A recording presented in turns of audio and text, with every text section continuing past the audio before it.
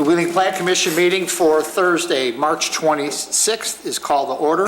Please stand for the Pledge of Allegiance. I pledge allegiance to the flag of the United States of America and to the republic for which it stands, one nation, under God, indivisible, with liberty and justice for all.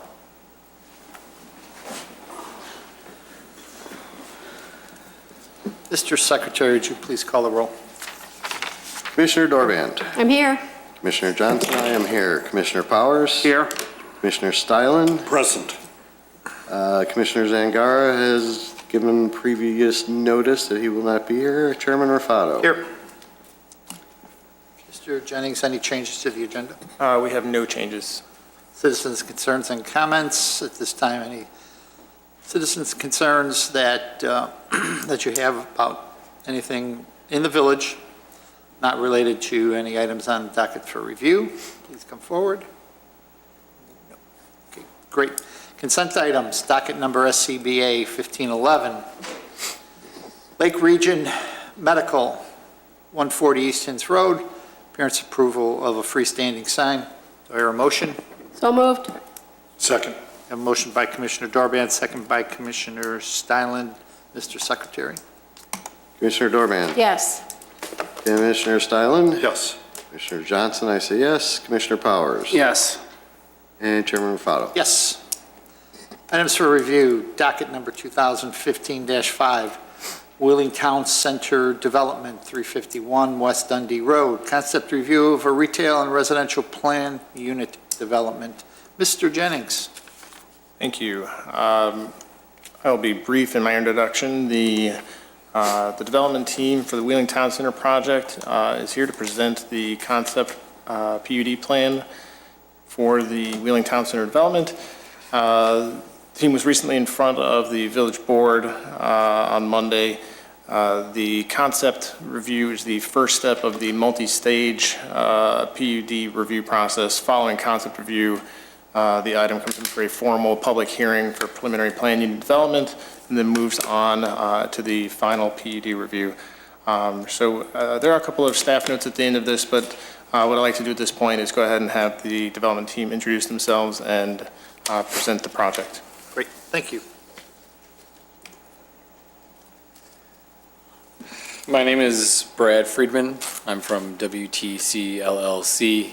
We entered into the redevelopment agreement with the village last year, and I know you guys have been waiting a while to have this town center project presented to you. I know it's very exciting for the village of Wheeling.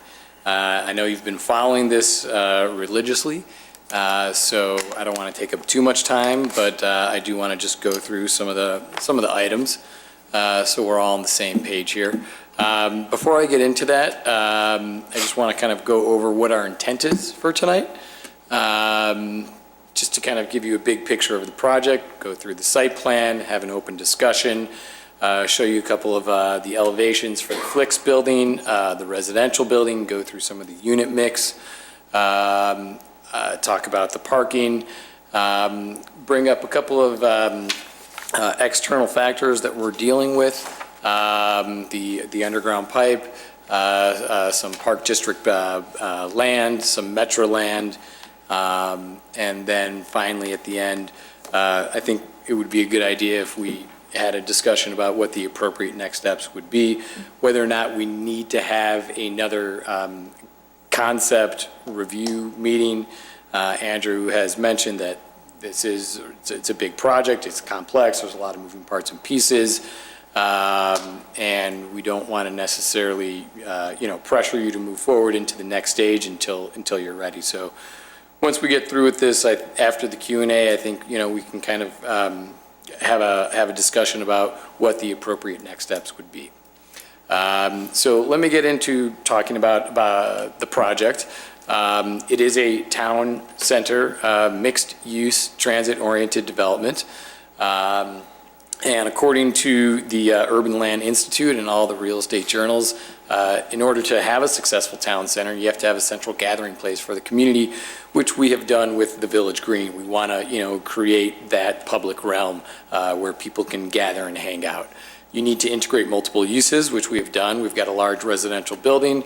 We've got some entertainment components. We've got some retail and shopping. We want to make sure that we provide a pedestrian-friendly environment. Really important, we need to make sure that we have a cohesive public and private partnership. I think that's the only way that this project is going to work. It's also important that we connect with the community.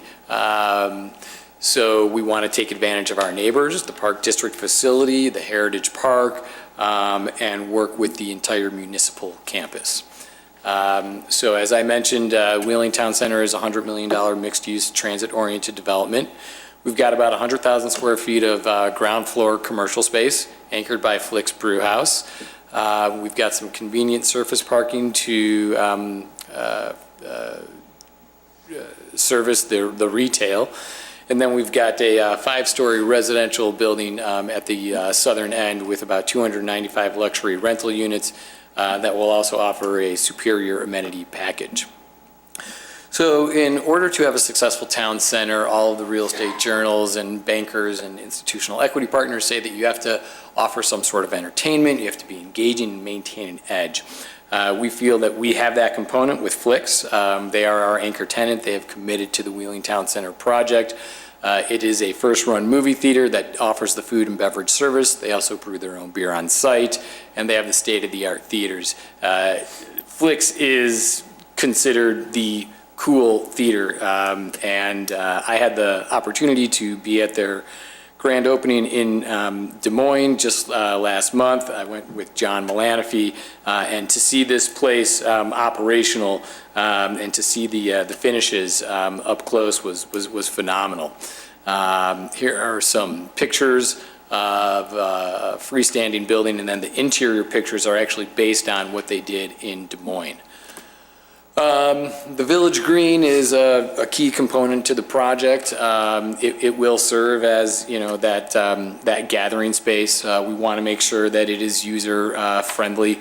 We want to make sure that the restaurants have an opportunity to take advantage of some outdoor dining experiences that spill into the Village Green. We want to, look into some interactive water features. We want to provide some green space for, the kids to run around and play. We want to make sure that it can handle the pedestrian traffic.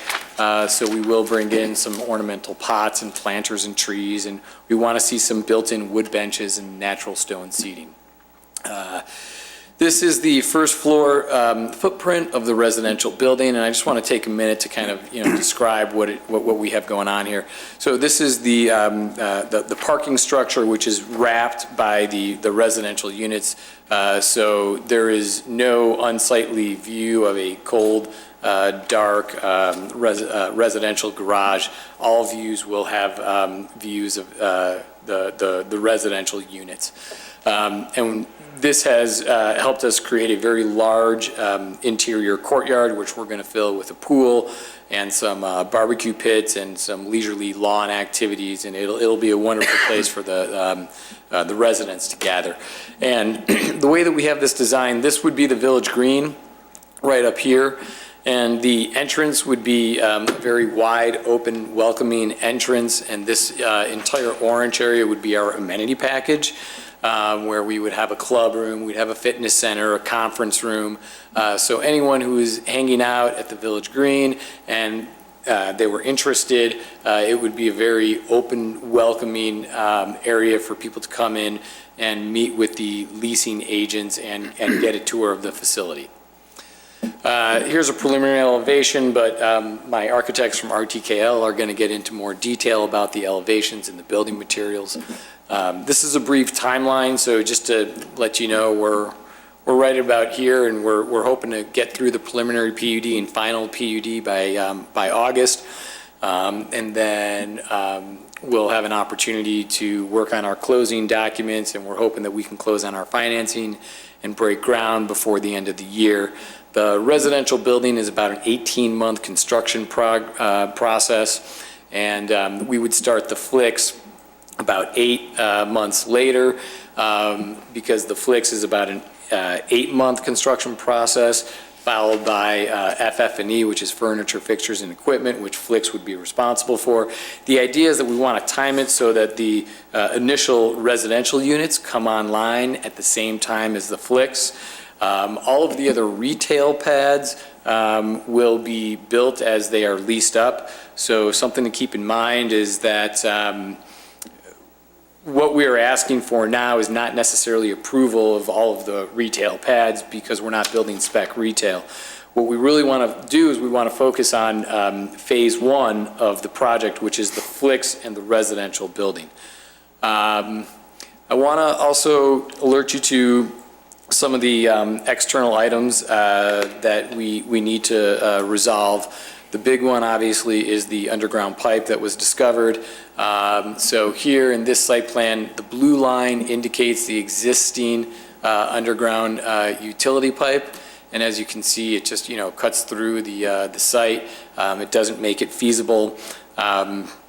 Whether it's me or some other developer, if the Village of Wheeling wants this site to be a town center, to be a transit-oriented development, we're going to have to relocate the pipe. We did enter into an agreement. We have a feasibility study from West Shore, and the idea is that we would relocate that pipe along this line here. And West Shore is okay with that. We do have a cost. We believe that West Shore should be responsible to contribute to the cost, because the location of the actual pipe appears to be 10 feet to the east of the actual easement. So we have hired some attorneys to engage in the negotiations on our behalf, and we're in the process of working through that negotiation. Another external factor is working with the Park District. There's a little confusion with regards to the ownership of this parcel. It's been identified as PIN 311-100-048. I was led to believe that this was owned by the Park District until just a couple of hours ago. I got a track search that indicated that it was actually owned by the Village of Wheeling, and that the Village of Wheeling entered into a 99-year lease with the Park District. I also found out that that lease could be terminated by either party at any time with 1-year written notice. There's still some discrepancy in the interpretation, so I've asked my attorneys to get involved and help with the resolution of the land ownership and the interpretation of what is necessary to move forward. Also, with the Park District, there was a land swap agreement a couple of years ago, and with that land swap agreement, there was a cross-access agreement that was executed, which would provide an easement for this strip of land right here, which is currently Park District property. The cross-access agreement has been executed. Jim Ferrolo is holding it in escrow, and it cannot be recorded until a traffic signal is installed here at Dundee and Community Boulevard. Andrew Jennings has been working with John Malanaphy to make sure that we do get that traffic signal installed. I believe that it is imminent. The property owners and the post office have agreed to move forward. And once the traffic signal is installed, the cross-access agreement will be recorded. And it essentially gives us an opportunity to have Community Boulevard come and cut across and then connect with Northgate Parkway up here. There's some modifications that we do intend to make with that cross-access area. The screen to your left here, this defines the cross-access area, this dotted line here. And then the changes would be that it's currently a right out only. We want to make it a right in, right out, and put in a right decel lane. off Dundee. We talked about that with IDOT. We want to have a curb cut here that would connect with the Village Hall parking lot. And then, of course, most importantly, the whole concept is that Community Boulevard would come through and provide cross-access to the development site. The last item that is an external factor is the Metra parcel. Actually, let me go back for just a second so this parcel here that's highlighted in blue is actually owned by Metra. And Metra has agreed to convey that parcel in exchange for entering into a new reciprocal parking agreement. The village is currently in a parking agreement with Metra where the village is obligated to provide 292 parking spaces for Metra commuters, and they would want that agreement to be renewed indefinitely in exchange for conveyance of the land. So this blue area highlights the 292 parking spaces.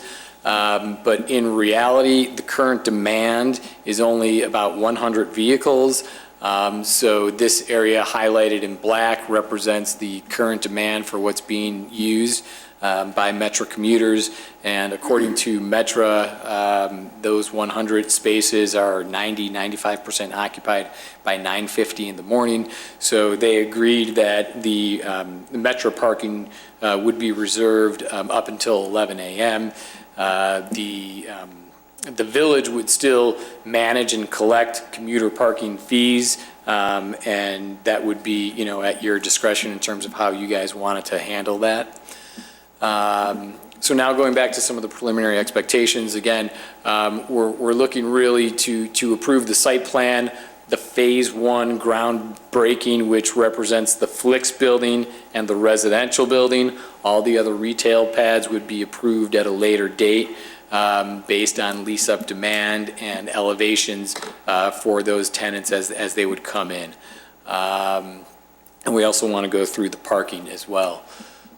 With that being said, I am going to pass it over now to Anthony. And he's going to talk about the site plan and the elevations and some.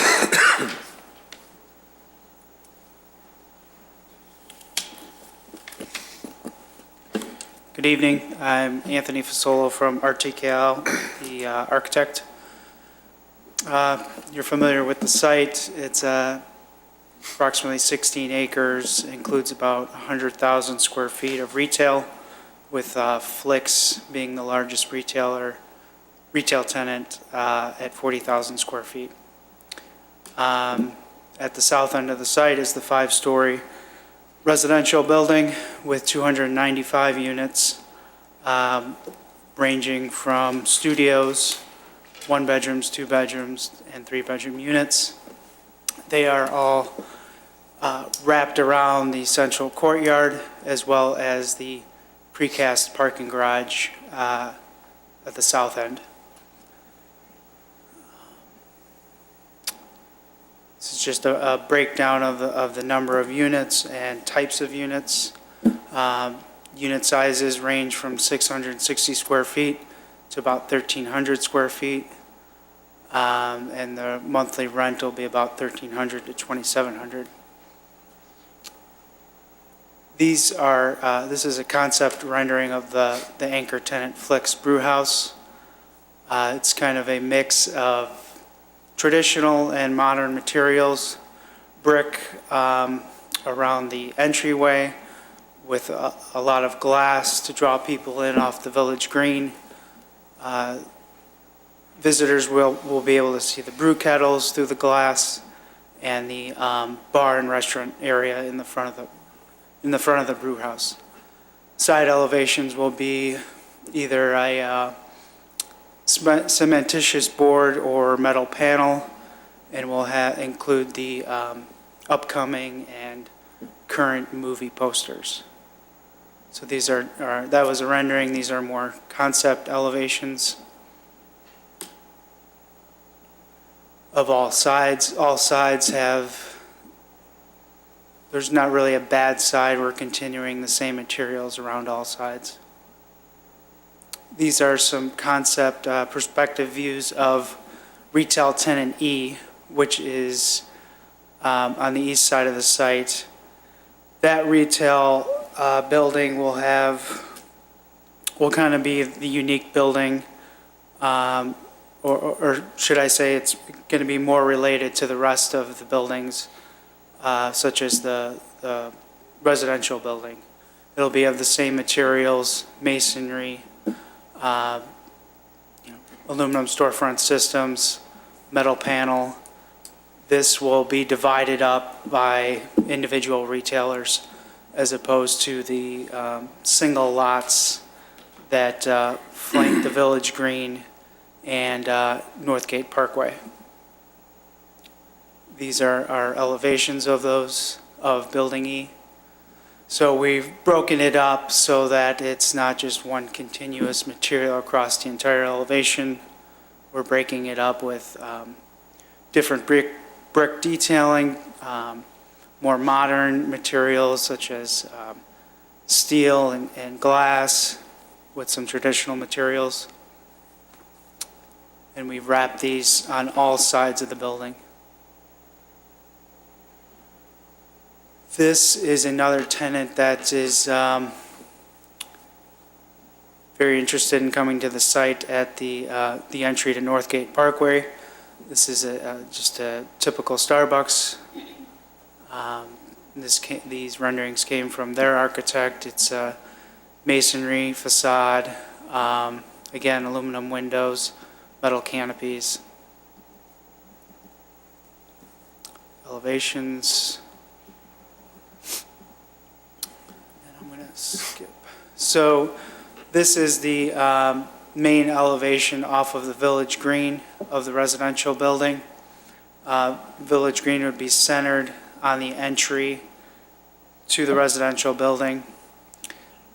The first floor would have more of a storefront look so that it'll engage people on the Village Green to come in, check out what's happening in the residential building, because the first floor will have more of a lounge atmosphere, pool table to draw prospective renters in. So the materials we're proposing on this building are, again, a mix of traditional and modern masonry, mostly masonry, with punched openings of aluminum windows, metal balcony railings. Balconies would be supported off of tension rods.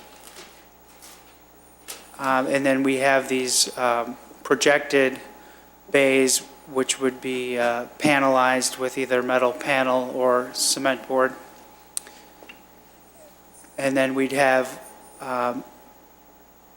brick detailing above some of the windows and some cast stone trim and headers and cornices. And this detailing would continue on all sides of the building, so there's not a bad side, whether you're on the Park District side, Metro side, or the west side of the Village Hall side of the building. So the prominent elevations would be of one color, and then we'd break that up with different color masonry so that it's not just a monotonous one, single colored building. So these are all the little elevations around the back and the sides. This is the first floor plan, which Brad ran through. So we have our main lobby, amenity uses up front with a fitness center on the corner, which will hopefully draw people in off the Village Green.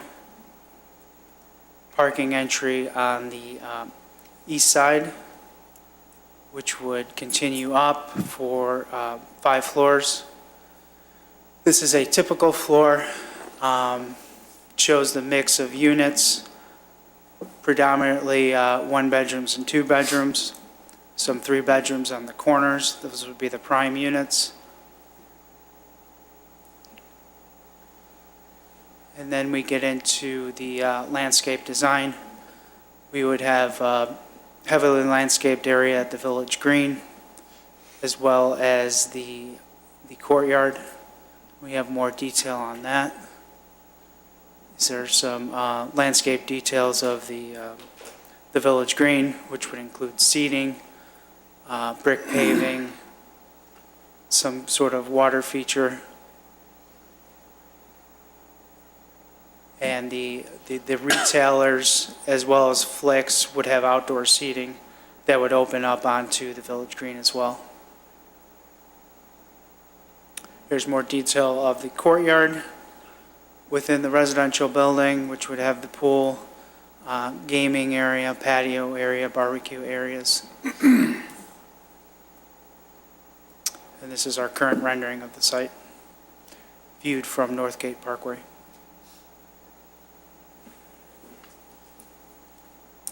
I'm going to hand it over to our parking engineer, Steve Corcoran.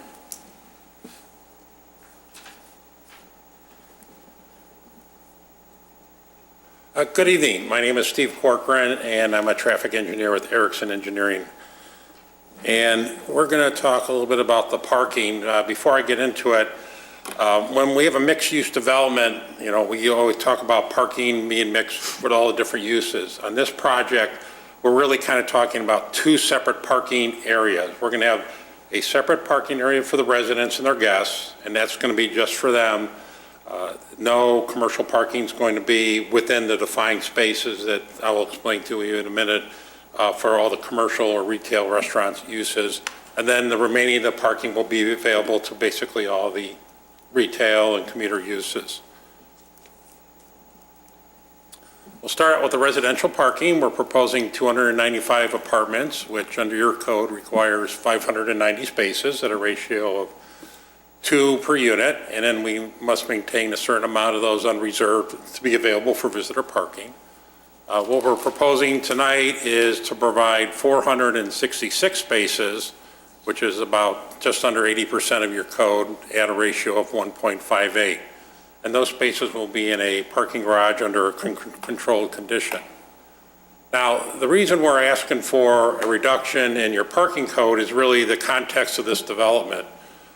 This isn't a typical apartment complex, just like Northgate Crossing immediately that's under construction to the north. This is what we call a transit-oriented design, and the parking characteristics, as I'll show you in a moment, are different for those types of residential units. But here is a blow-up of the site plan. Basically, here's the parking garage. It has a single entrance over here at the building. This garage is roughly 590 spaces. 466 will be set aside for the residents and their guests. It'll be controlled. We're working through a couple different options as far as the actual control mechanism, but it'll be controlled that only the guests, the residents, and potential to get into the garage to those spaces. The excess spaces, I'll talk a little bit more under the commercial, but they're going to be set aside for employees of some of the other uses. So again, we have control and be able to control who goes in and out of there to use those employee spaces. We looked, as we always do, look at parking demand, the number of sources. You're probably familiar with the Institute of Transportation Engineers Parking Generation Manual. They show for a typical apartment about 1.23 spaces a unit. We actually looked at the U.S. Census data for the Village of Wheeling, and when you go through that data, you can split out owner-occupied units versus rental units. And the data basically came up overall in the Village of Wheeling, rental units, there's a auto ownership of 1.33 vehicles per unit. Some of those units have 3 or more cars, some of those units have no cars. And what I personally do is sometimes I take those numbers and set them aside, because 0 units can represent obviously some senior housing type developments, and then 3 or more cars per unit is generally representative of rental single-family homes. So when we take those numbers out, it goes up a little more to 1.38. So that's kind of the current experience in the Village of Wheeling based on the census. We also did a number of apartment surveys, again, luxury apartments here in the northwest suburbs, and we found a ratio very similar to what the overall experience was in Wheeling. But again, those are, again, standalone developments. We took a look at transit-oriented development. Those are basically residential units located near a metro station within the suburbs. And the Regional Transit Authority basically did a very comprehensive study of auto ownership at those TODs, not just basically on every rail line within the Chicagoland area. And they found that auto ownership was 1.3 spaces or vehicles per unit. And then one of the more interesting facts in that study, they actually studied a number of things in terms of commuting habits and things like that, but people actually downsized the number of vehicles they owned when they moved into TODs. One of their survey questions was, how many vehicles did you own before you moved here? And then what do you own now? And actually, people are taking advantage of that. They know what they're moving into and they shed vehicles because they don't have to. Now they can walk to the train station or L station, et cetera. Another interesting study that I worked on a few years ago was downtown Palatine. Back in the 90s, we did, the Village of Palatine did a land use guide, and basically one of the things they wanted to do was add resident to their downtown to help it make it more vibrant, in addition to other entertainment and other land uses. 5 years later, we updated the study, and as part of that, we did a survey of all those new residents that came into downtown Palatine. And one of the questions was asked, how many units do you own? Now, most of those units are actually condominiums, rent or owner occupied, so we had a slightly higher number of 1.41. The other thing, interesting thing was, in the Village of Palatine, overall, the community has about a 10% transit usage. The downtown folks had almost tripled it, like 28%. Again, they know what they're moving into, and we find them shedding cars and taking advantage of the transportation alternatives. Again, I just kind of want to repeat, we're going to be setting aside the 466 spaces within that garage for the residents and their guests. So there'll be guest parking provided in there, and we're going to provide access control. So we don't want any of the commercial parking in that, basically we're going to call it the resident portion of the garage, which is the majority of it. We are basically saving a little over a level for employees to use for the commercial, but again, they'll be assigned and controlled with, or allowed access into the garage. This curve here basically shows the parking demand on a typical weekday and weekend. Residential is very similar on the weekends. The blue line at top is our supply, the 466 spaces. The orange line is basically the demand throughout the day. So you can see in the morning, people are starting to leave, whether it's for work or to go run their errands on the weekend. And then starting in late afternoon, they start coming back. And again, we have enough parking based on that on the supply we're given. One of the components now that we're going to switch over to the commercial parking, which includes the commuter. As Brad mentioned, we're reserving on this western half of the site parking for Metra until 11 o'clock. Any unused spaces will be available to patrons of the center. And, and then also all weekend long, since there's no train activity on this line. And right here's the train station. So as the commuters come, they're going to basically start filling this up and then work their way up north, because obviously they're going to fill up the closest ones first. We did a preliminary zoning code calculation for the commercial based on the square footages of the expected uses. So we came up with a zoning code requirement of 1,077 spaces. We've had to take a little bit of a best guess on the number of seats in the restaurant, and we're actually refining that. That number may drop as we go along in this process, but right now we thought we'd start with the worst case and refine it as we go. Now, in our commercial analysis, we looked at several different things. We looked at shared parking. Principally, different uses within the development have different peak times. The retail, for example, peaks in the afternoons. The restaurants and theater peaks at night. The bank, for example, that we're proposing, will basically be closed by 5 or 6 on a weekday and by noon or 1 on a weekend. So that parking will be available for other users throughout the time. And also the commuter spaces. During the weekday, we've set aside those spaces for the commuters to use, But as they leave around dinner time, those are now opening up for people coming in for the restaurants or the theater. And on the weekends, obviously, they're going to be available all weekend. We've also taken a look at transit-oriented design, how that impacts us, because we're basically going to have 295 apartments. Those folks are obviously going to use the theater, the restaurants, and other uses in the development. This is not explicitly in my parking analysis, but we know that given its location, we're going to have people walking from the village hall as well as the Park District facilities, basically take advantage to walk over there for lunch instead of having to get in your car. But I did not model that as far as credits to our parking supply. But we know people and patrons are going to take advantage of that. And again, my calculations included the commuter parking for the numbers I'm about to show you. In terms of the parking supply, we really are drawing from 3 areas. We're drawing from the western half, which is just under 400 parking spaces on the surface. We have 2 parking lots making up the east half, which is 332 spaces. And as I mentioned, we're reserving 93 spaces in this parking garage that are going to be primarily reserved for theater employees. So, and again, that makes it easier for everyone to control who's going in and out and who has pass cards or whatever process we have for the entrance control. And overall, based on our calculations, we're going to have less parking than I showed you for the zoning based on our shared parking and some of our TOD, transit-oriented design characteristics. This curve represents, the orange again is a weekday parking demand accumulation, and the blue is the weekend. And then the light blue or gray across the top is the parking supply of the 823 spaces. Basically, the way this development is working on the commercial end, our morning hours are relatively low. Actually, the weekday is higher, which is kind of abnormal, but that's really represents the additional commuter parking.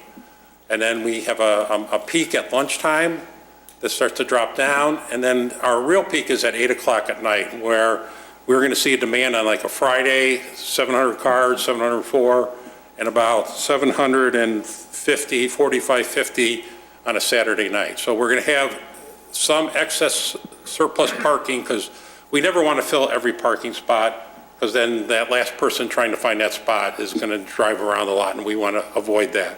We are providing valet service for the restaurants and the theater, so that also will help reduce some of the circulation in terms of the search and hunt for parking spaces.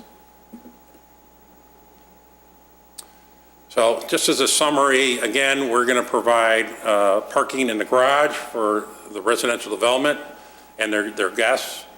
Commuter parking is going to be maintained, but we're going to take advantage of that basically once they leave at the end of the day, and on the weekends, we're going to use that spaces. Obviously, providing less parking saves on detention, more green space, and all those wonderful things. And we are providing a total of 1,289 spaces on the site, but again, because of the residential component, we're kind of separating that and not taking advantage of some of the parking spaces that are gone in the middle of the day. We're just going to leave that for the residential. And that is the end of my summary. Brad, do you need Go back to that one, I don't know. point what that one slide was. I just want to make sure they wrap up. Sure, okay. Thank you. Anyone else, Brad? Nope. No, that's it. I think at this point we can go into a Q&A. I'm sure you guys have a lot of questions.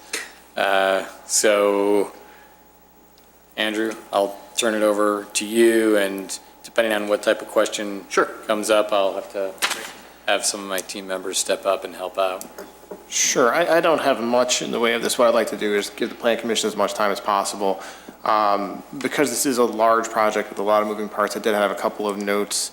Let me get out of the, can you give me 1 second? You want me to do it over here? Can you open that and just hit escape on the? Thank you. You're set. That's good. So just a handful of staff notes.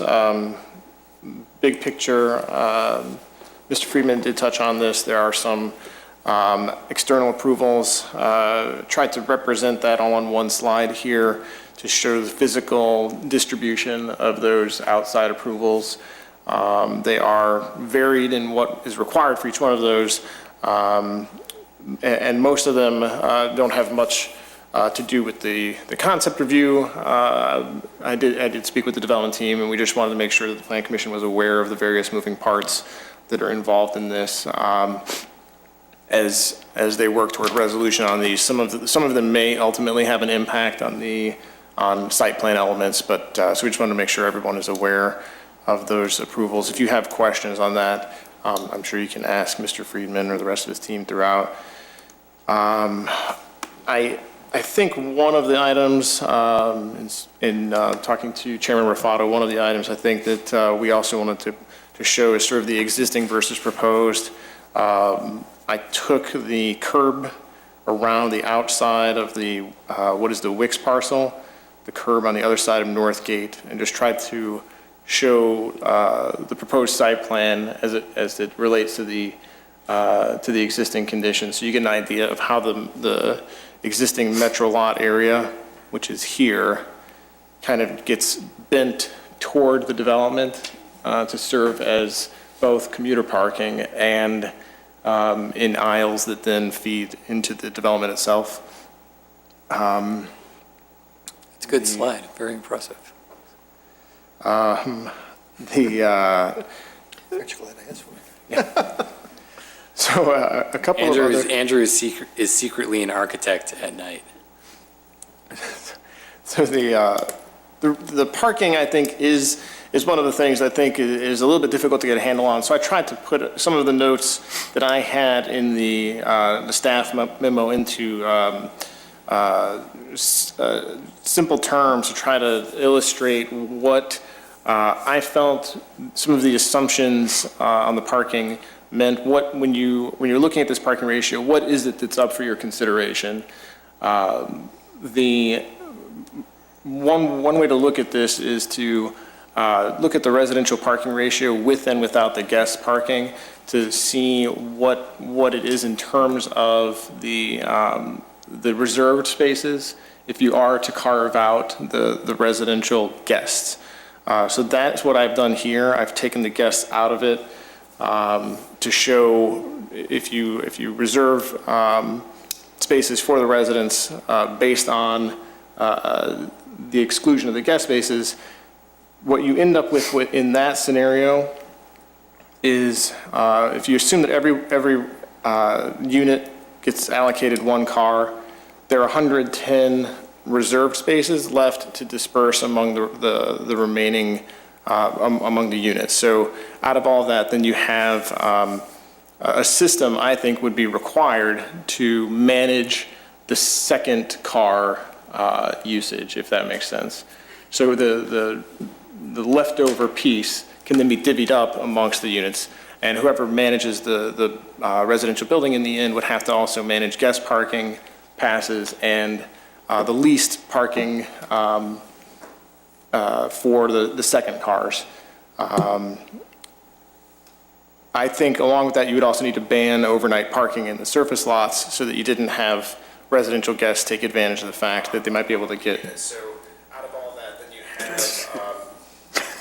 have Wow. tore a hole in the matrix. They do that? No idea.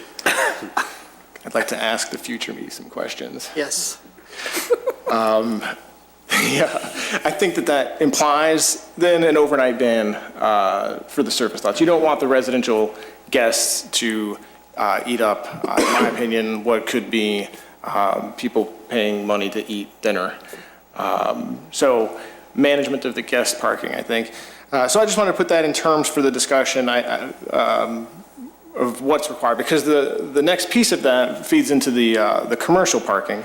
So right now, what you have, as Mr. Corcoran described, is a set aside inside this garage, a separated area that would be available for the employee parking. Get the employees out of the customer lot. They need to access their vehicles less frequently. and the convenience isn't a major factor for them. So the residential parking does relate to this because it relates to the availability of the parking for this purpose. I think in the analysis, there are a couple of questions that I have, and I've conveyed this to the development team about how the project can absorb changes in use, changes in parking usage, tenant changes in peak demand. Right now, I think that there is some work to be done in the parking analysis to illustrate how the development can absorb that. In the memo, I listed what I think are three scenarios that are entirely possible. That as of the analysis so far, the development does have some difficulty in addressing the overflow. The three examples were adding peak hours, changing the peak hours of the second restaurant. Right now, there's 2 restaurants illustrated in the parking demand tables. If you hold a lot of the assumptions constant and then change the amount of restaurant space at peak capacity at different hours, you do end up going over the thresholds and the available parking. Next scenario was a spike in theater guests. This is sort of we've called it in discussions with the development team, sort of the blockbuster weekend. You have a major movie release, everybody wants to see it. How do you handle the spike? The conversion of retail space, from the village's perspective, I think this is probably one that we want to be careful of. I think having the retail space, our experience has been that our shopping centers have attracted restaurants at a higher rate than 20%, 30%. So the remaining retail space in this development, if you have a scenario where you convert space over to retail, from retail use to restaurant use, it also goes over the operating capacity of the lots. So with that, I think moving forward, there is some work to be done to deal with the overflow issues, sort of if the reasonable worst case scenario is met, what do you do with the however many times it is? Is it 10 times a year? Is it 20 times a year? What do you do in those events? What's the contingency plan to deal with that? The last piece of this was the site plan relationship. The parking, I think, has some issues of distribution of parking. You might need signage. You might need, I had suggested in the staff memo, possible driveway connections to improve flow on the site. You have the location of the garage entry is in a corner, which also is serving some of the retail area. There's the loop lots. By that I meant that there are, the west lot has 1 aisle down, 1 aisle back. That combined with the lack of connectivity to the east-west, I think creates some congestion where once you start adding that into the likelihood of having 90% occupancy of the lot, might make it seem even more congested than it is. So those were the staff notes. I really do want to have as much time as possible for the commission to ask questions and discuss next steps, though. Great. Thank you. Sure. Okay. What we normally do is we normally go through the commission, so I'm going to start with Commissioner Powers. Thanks, Mr. Chairman. I guess I want to ask about the external agreements. There's a lot that needs to get done. Easements with the Park District, Metra, the pipeline and stuff like that. In your opinion, can you even begin to start building unless all of those are in place? You have an agreement on those one way or the other? Well, the biggest issue is the pipe. So we need to resolve that. Outside of the relocation of the underground pipe and negotiating with West Shore, in my opinion, the Metra is a slam dunk. We've met with Metra. They know exactly what it is that we are trying to achieve. We know what they are looking for. They've made it very clear, and I don't see any problems moving forward with Metra getting land conveyance and entering into the reciprocal parking agreement with them. With regards to the Park District, I think the only issue is confusion, open interpretation to land ownership issues, and rights as to what can be done to the cross-access area. And a lot of those are need to be addressed really by the village attorney who drafted that cross-access agreement, and to, work with the Park District attorney to make sure everyone's on the same page. And then I have also engaged my attorneys to get involved and provide their interpretation to the land ownership issues as well. I don't think working with the Park District is going to be a challenge. I think it's just a matter of let's make sure we're all on the same page. I have met with the Park District a number of times over the past couple of years.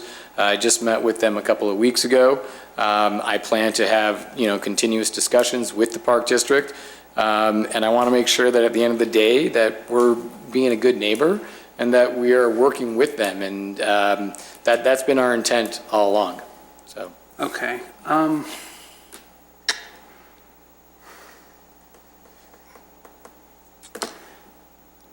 I guess this is a question for staff.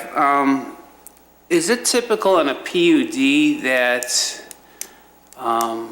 we could approve, let's say, the building of the apartment building and Flicks, and then what would we do for the rest of the center? Would this be like phase one of a PUD, or would this be a separate PUD, and then we start the PUD process all over again for the remainder of the site? Because I'm hearing like, okay, we're gonna do this, but it's like, is this like an all or nothing thing? The PUD is we're talking about the whole thing, or we're talking about phases right now? I think that's one of the questions from concept into preliminary.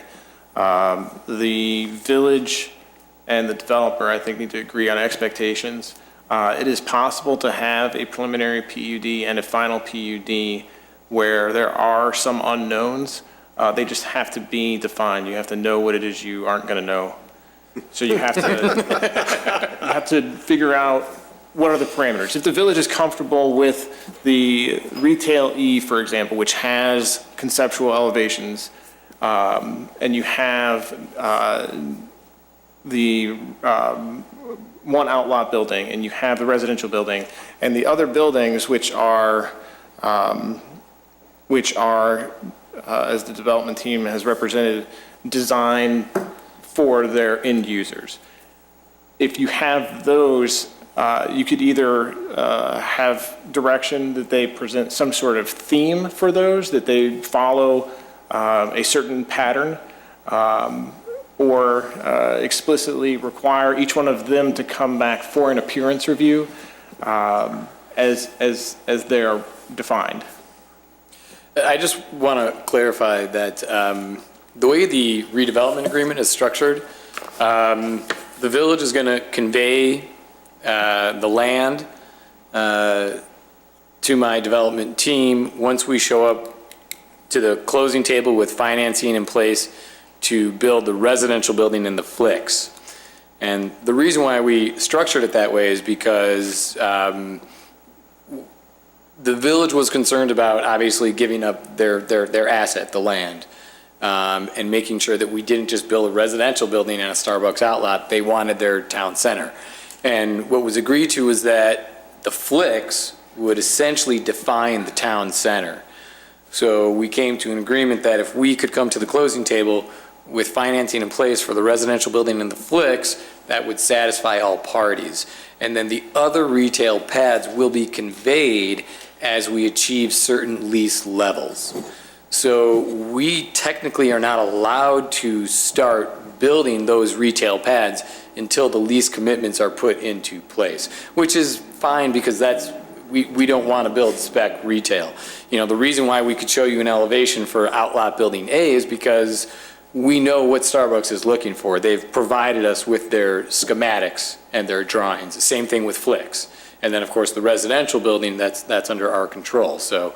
But a lot of the other retail pads, you know, I could see some, you know, retailer coming in saying, oh yeah, we want 8,000 square feet and this is the design we want.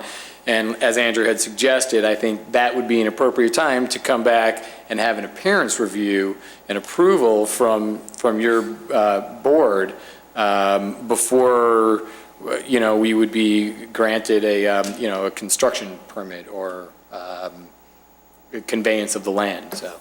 Well, wasn't part of what I heard in the presentation about Flix, wasn't part of it that said Flix would not even build until you had like 70% or some number of like letters of intent or something like that? No, there's nothing like that. I thought I heard that too. I thought I heard that. I don't know where you heard it from. I think it's in our packet to Monday's meeting. I I'm think. telling you that I have, and if Matt Silvers was here from Flix, he would address that as well. They know that they are going to be the first tenant in this project. I know, but the commitment for them to build was they had to have letters of intent for other retail in the center. That's not the case. Wow. Oh, that's not. I'm happy to provide you guys with a copy of the No, I lease, mean, or but if you that's want, not I can how have I Matt saw Silvers it. address that directly from Flix Brewhouse. I just want to make clear that there's no requirement for Flix to break ground and open up. Now, there is a co-tenancy requirement, and I will explain the co-tenancy requirement. The co-tenancy requirement is 70%, but the co-tenancy requirement doesn't kick in until the 1-year anniversary from when Flix opens up their doors. And the only thing that changes is if we can't meet the co-tenancy requirement, then their base rent is reduced. Okay, so maybe that's what it That's was. probably, Yes, Commissioner Powers and I think Commissioner Dorban, you had indicated that you had heard that at the meeting on Monday, and you had Yes. heard it too. So, Andrew, if we can just get clarification of what was said, and Mr. Friedman it probably clarified it with the co-tenancy, but if we can just make sure that we're clear on that, I'm sure that's the case. So to be, while you're standing right there, to be clear on it, they have no initial co-tenancy requirement. It's a co-tenancy requirement that relates to the agreed upon rent starting at year one. So if you have The 1-year anniversary. 1-year anniversary Correct. of opening. Correct. Within a year, prior to that point, they have no co-tenancy requirement. Correct. Okay, so next question is the Metro parking lot. Are they going to be hanging numbers off the stalls of where Metro wants the cars to be parked, or are all of those stalls along the west side going to be numbered? Do you have any idea? Because I know the expectation is to park everything closer to the station, but you will get people who don't want their cars dinged, they'll park way out and, and they'll actually take a walk. So, I feel it's pretty realistic to assume that everybody's going to park by the station, but nobody, some people may not. And I don't know, that's a whole enforcement issue on, who's going to get charged. I guess there's going to be a fare box, and it's only going to be, those Metro spaces will be, those spaces will say this is a Metro space, and those people will have to park there, or else they'll be in trouble or something. I think that you have a issue that is both it's three things. It is a Metro issue, it is a developer issue, and it's a village issue. The village will need to enter into a amended agreement with Metro, which we would then have to convey to the developer. Okay. That's going to be a time restriction where we, as the Village of Wheeling, will have to enforce the restricted spaces. We will, all three parties, actually probably at that point, Metro, as long as we were agreeing to it, Metro probably would not have I don't want to say a say, but they won't dictate to the village or the developer exactly how to time restrict. We do have to run the plan through them to show that they can be time restricted. So That is a detail that I think the development team is going to need to work with the village on, exactly how, there may be, just for example, you may have to take some of the physical elements on the site plan to help define that area. There may be a curb to help place signage and identify, as you said, a number of the spaces. There would be the daily permit, for example, is done by number right now. So you pay for your space. So somehow you'd have to be able to transfer over the system to accept payments for the dailies. The monthlies we sell, and you do hang it off of your mirror, but that's something that we'll need to sort out with the development team.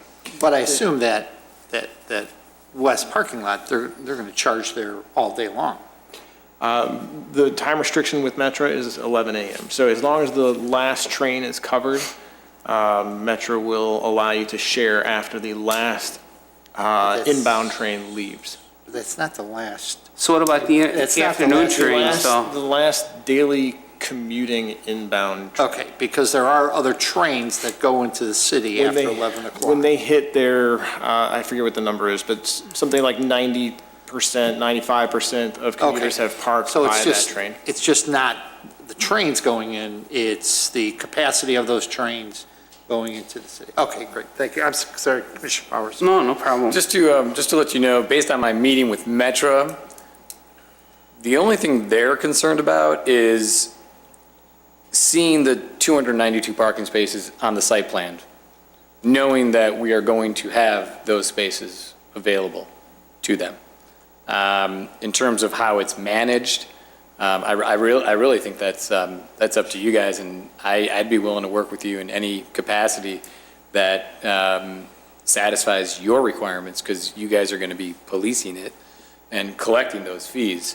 You know, so if you wanted those parking stalls, painted a different color or with, signs that, whatever works for you guys, I'm amenable to, so. It's kind of interesting. I see it as being an issue. I don't know how you're going to police the spots in the garage, and that's a full-time job in itself. And I really don't. I understand what you're saying about the number of units in the parking, but I heard what the trustees had to say on Monday. I really do think you guys need at least another level there, and somehow you're going to need that for overflow for the commercial people. I could really see that as being an issue. But I guess I didn't hear much being talked about as traffic. And what I find interesting is one of the easements is between the village campus and the empty land itself. It's that, well, what I know of is that it's their the lot where it's the strip where it's the right only to go eastbound on Dundee, and now you want a This area right here? Yeah. Strip, yeah. Yeah, I think that's gonna be really, really busy road, because if people see a backup on, by the Village Green there in the T to get out to Northgate Parkway, and they wanna go east, they're gonna use that eastern drive to get out on Dundee, so, I think, I saw the proposal. Are you still proposing that to get out onto Dundee off of Northgate Parkway, if you're going north, you're going to have two westbound turn lanes, a center turn lane, and a right turn lane to go east? Is that the proposal? No, it's two left, one straight. The one straight Could you does have a... actually, because that was one of my comments, and Commissioner Powers brought it up, could you go to that and describe, it was written in the proposal, in what the staff wrote up, but can you describe that on this plan, the street network improvements? You talk about realignment, Northgate. Yeah, Steve, you want to so- step up and address that? Because I thought I also saw a sketch where it actually had the two left, the one center, and the one right. So if you could talk to those. Certainly. We are just to give you a quick update, the team met with IDOT back in December to go over, again, now to move this forward once again. They've asked us to redo the update the traffic counts, which has been done, and we've done several capacity and traffic analysis we were kind of waiting to get a better, as you can see, parking's kind of controlling the mix of development, so when we come back to you, we will have the detailed traffic study. But the access, I'm going to describe the whole access system and then try to answer your specific questions. Do I have the pointer? I guess. If you shake it, it should appear. Now, if I can only see it. There it There is. it is. Or is it, oh, there it is, it's hiding up there, okay. Well, let's talk about the first one. With the common cross easement right here, we're taking this existing right out only and making it a true right in, right out with a right turn lane. So as you're coming from the east, or you can even come from the north and turn, you'll be able to slow down outside of through traffic, turn into the entrance, and then you have a couple options. You can either turn in here at this first driveway, which is opposite the Village Hall parking lot entrance, and then you can obviously park and, go to these different locations. Or you have the option then of coming down to whatever we want to call this, Community Boulevard extended through the development, and actually then goes back to Community Boulevard where the traffic signal is going to be right over here, and tie in with the Municipal Park District campus. This road will continue south as it does today as a Park District road. This is not part of the development, and will then lead into their two parking lots, one that's just off the map and the one that serves the water park and their other buildings. There will be an interconnection to the traffic signal. So in addition, as it was mentioned, people can come out here and go east on Dundee Road. They will have the option to come here to this four-way stop and then go up to the new traffic signal and turn in either direction. And then if there's a rush hour, if there's a train, people coming toward the west obviously can use this signal as an alternate route if this is backed up at those certain times of the day, in the evening rush hour, they can come in this way. We're talking about improving the intersection of Northgate Parkway. We're doing a couple different things here. I just lost it. There it is, okay. We're basically designing this as a 4-lane entrance. There's going to be one a little wider than normal inbound entrance, and then we're going to have 3 outbound lanes. We're going to have either dual left turn lanes coming out and then a through right, or we're going to do a single right, a single through, and a single left. Right now, my numbers are really saying they're about equal at rush hour and in terms of their operation. So depending on how our results go with IDOT, it's going to be 3 outbound lanes in either case. Could you make that center lane at all? Like the left lane would be a automatic left. Could that middle lane be like a left or a straight possibly? The simple answer is yes, but IDOT, that results basically what we call a split phase. So when the exit coming out of the mall, or out of the town center is going with it, you can't have any southbound traffic. And IDOT hates that, and traffic engineers in general hate that. It really reduces the flexibility for the non-peak hours of the day in terms of traffic operation. So generally, IDOT only does that in certain situations where they have an older intersection. They got geometrics that are very hard to fix for whatever the constraints. So could I ask real quick, when you're talking about the northbound out, could you also talk about in the packet we had, it mentioned about a allowance for a 250-foot lane, but on the plan it only showed 210 feet. Could you indicate where that is? And can you go the 250 feet, or you can't go the 250 feet because of the T intersection? I'm not sure the reference as far as that distance. It's a previous traffic study of the development. So the questions from the staff report, just to be clear about it. Oh, okay, I'm sorry. I'm going to take over your mouse for a second. The original traffic study, which you're now updating, one of the recommendations of it related to the stacking of a dedicated right lane as well as the left lanes. And so when you do the updates to the traffic study, I think that would be really beneficial to see if your findings are supporting a shared straight right, just go through that in the study to make sure that that's explained. The previous study, now is a little bit older, may not have had some of the same trip generation assumptions in it. So when you update it, just make sure that that's supported. That was one of the recommendations. That I'm trying to think of what some of the other recommendations were. Length of the stacking, the right turn had its own 200 something, I think it was 250 foot.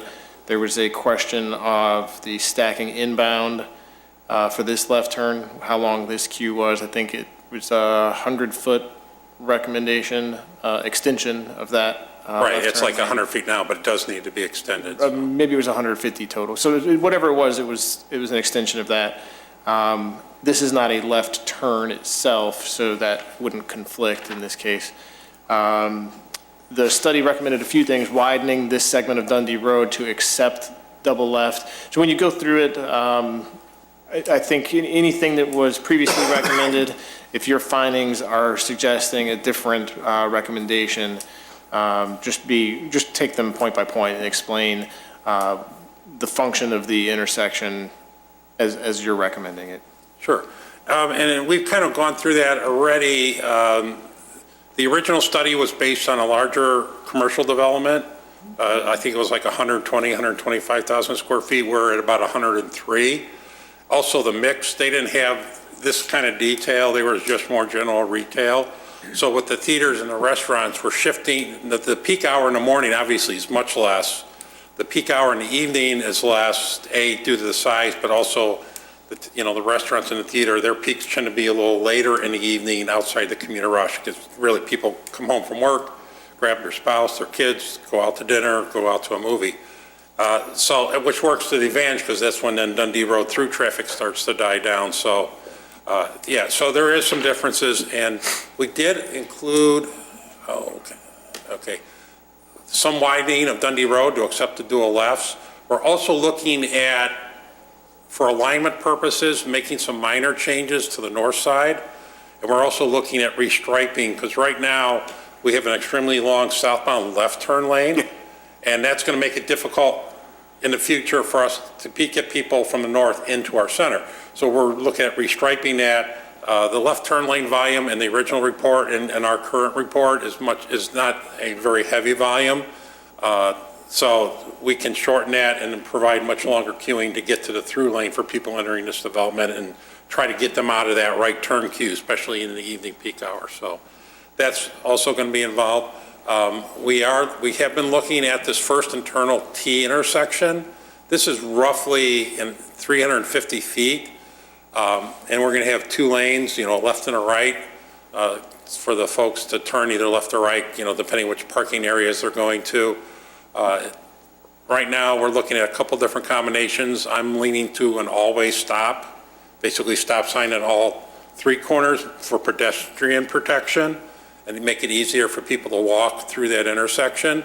My initial looks at the potential queue. Some shopping centers, you want to make sure that the inbound traffic, if it stops at a stop sign, doesn't back up onto the road. Mm-hmm. I think with the 350 feet, we're in good shape. Again, I'll have more details on what the queues are, and then come in, and then they can turn to go to their respective areas. So, Okay. any other? Thus far, no indication that you would need to signalize that intersection, correct? That is correct. Sorry.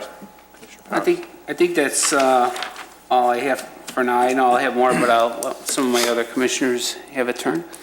Thank you. Commissioner Dorban. Thank you. You've got, let's see if I got notes all over the place. And I know it's early in the game, but I'm looking at some of the landscaping options, and it looks like most of those landscaping plans are for more mild weather. I'm hoping that you're going to take into effect, we have a lot of snow here. Yeah. The other, the parking issue is bothering me for the residential because of the fact that you indicate that you're going to have 3-bedroom units. And I can't even imagine that those people wouldn't have at least 2 cars. So how many, We have less than 5%, I think, three-bedroom units. It's which is how many total? 18, Anthony, does that sound about right? I think we've got like 4 per floor. Yeah, because I was looking at it, I and I don't guessed necessarily it. have the data. I don't know if anyone has the data in terms. Okay, that was pretty close. Okay, so if we even anticipated an extra, take a 10 or 15 off of that, Yeah, I don't know. I mean, Steve, that's is gonna there- lower- Is there data that talks about three-bedroom unit and how many average parking spaces they have? Can you address that, or? I don't know if that's part of your analysis in terms of average number of vehicles for a three-bedroom unit or whatnot. I'll have to get a little more information for you, but in general, the numbers are averages across all bedroom types. And what we tend to see from some of the other projects I worked on, if there is a three-bedroom, it really becomes a two-bedroom and a den, or a two-bedroom and a guest room type of thing. So, but we'll try to get some more detailed information. All my numbers are the averages over the unit types.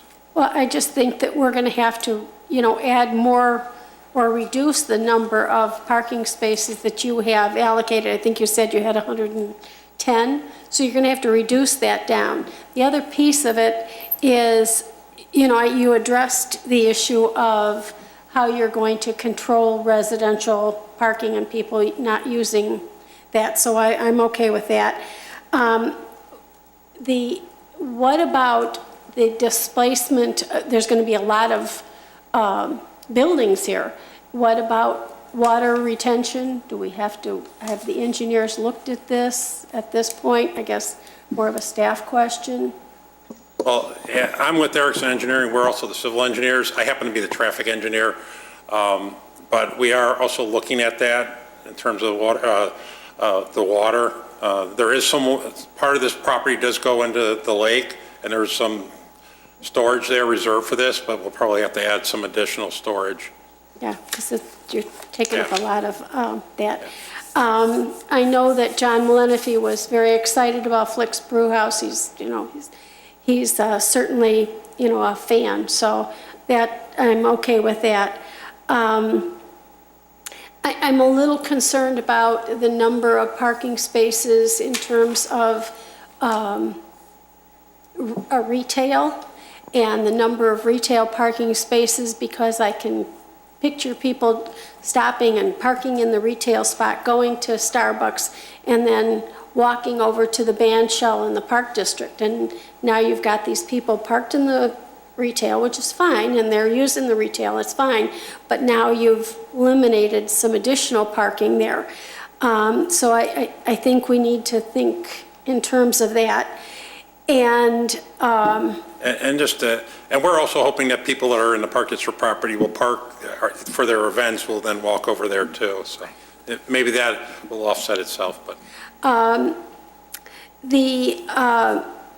The back of the buildings, I know one trustee was very clear about the back of the buildings that face Metro need to be as attractive as the front. So I really would hope that you would figure out how to do that, because people are on the train, they're going by, and if they see it's an attractive area from the train, they're likely to get off the train possibly and maybe rent in that area and stay in the area, which is great. I just am curious, how many times did you do a traffic study when you were doing this? Well, this will be the second go-around.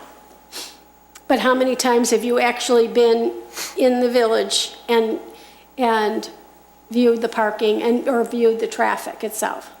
Well, first of all, for, 7 or 8 years, I used to drive right past this site on my way to work, to and from work, so I'm very familiar and go through here all the time.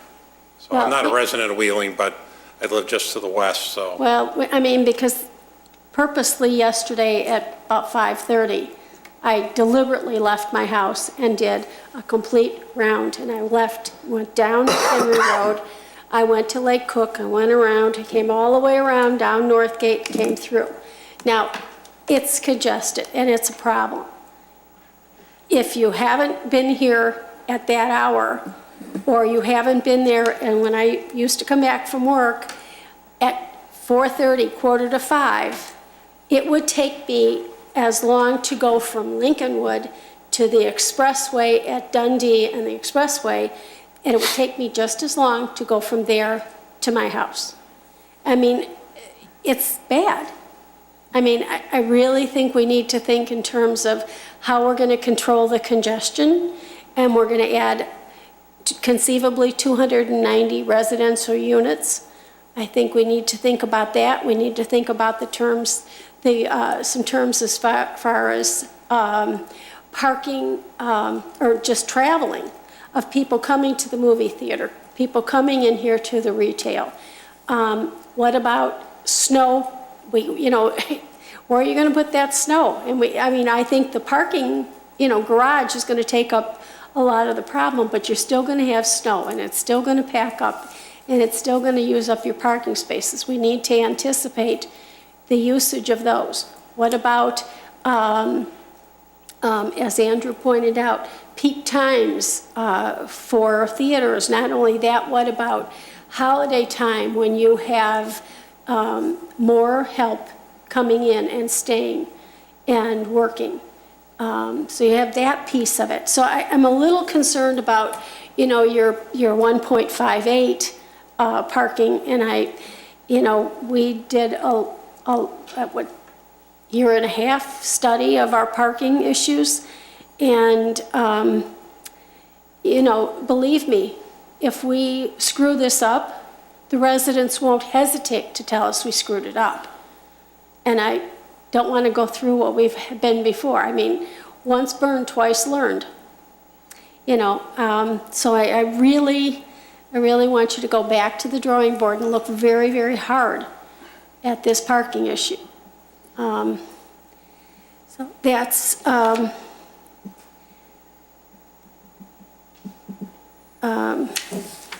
what happens, we've talked about the metro station and using some of that parking, and that's great. But what happens if they add more trains? What happens if, now there's more people using that lot? I mean, we haven't even taken that into consideration. There again, we need to look more again with the parking. That concerns me. If we lose some of that parking for people that are now, using the train station to go downtown. So I'm worried about that.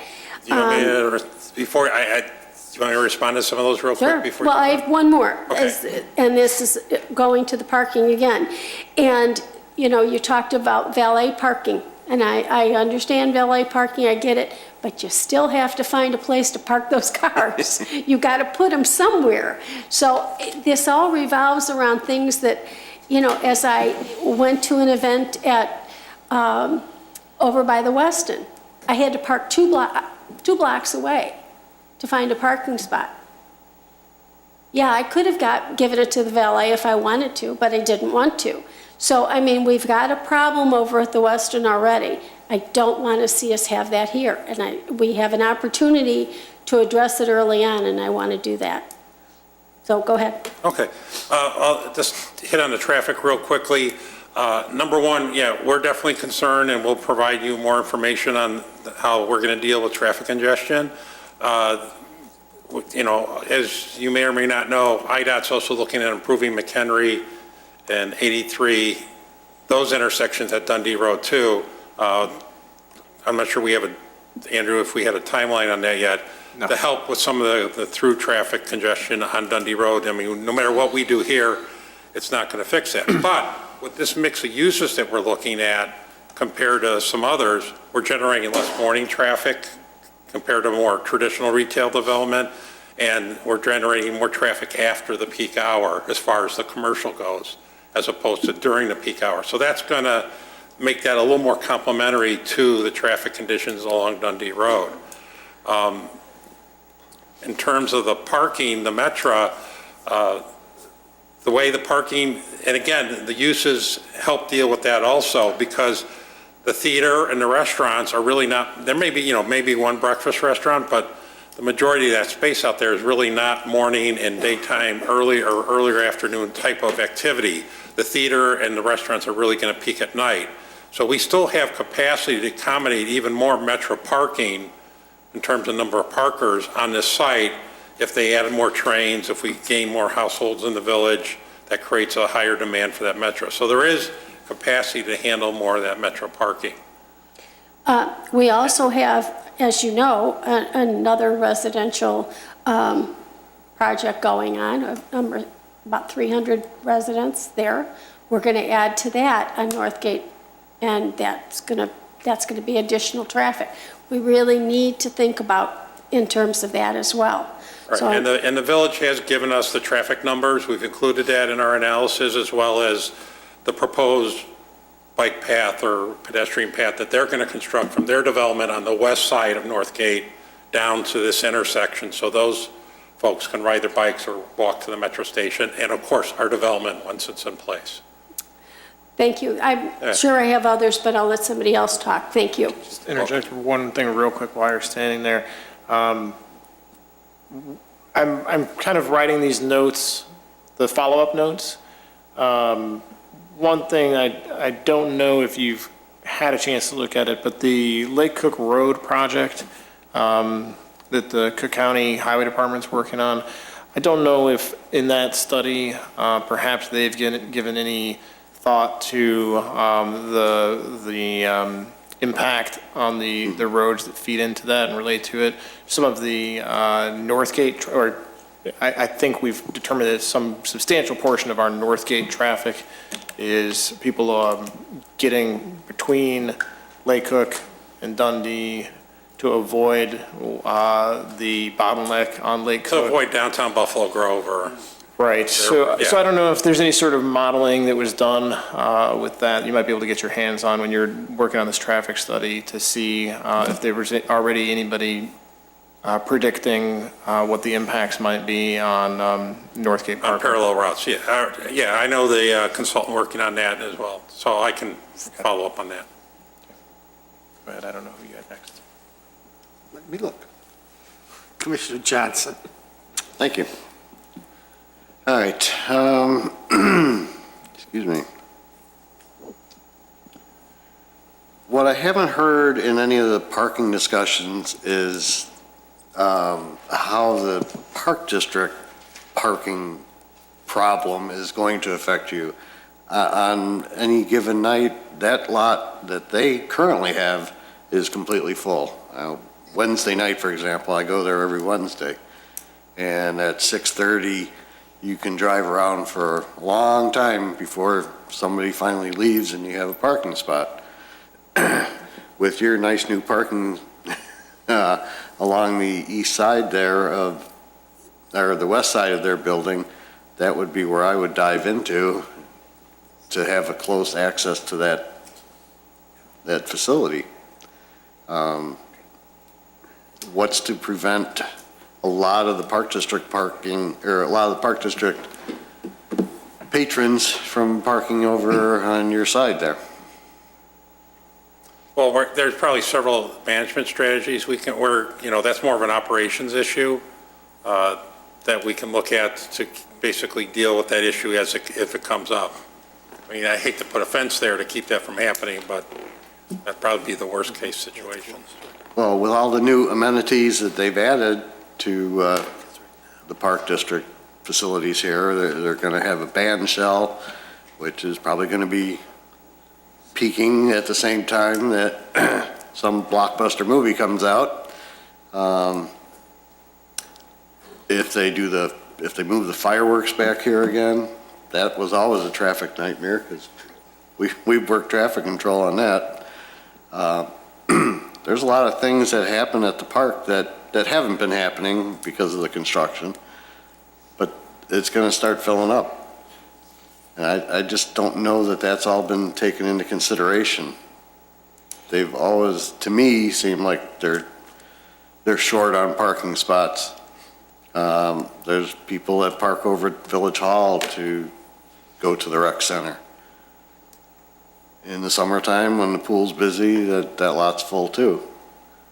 So I'm concerned that there's not enough of that figured into this.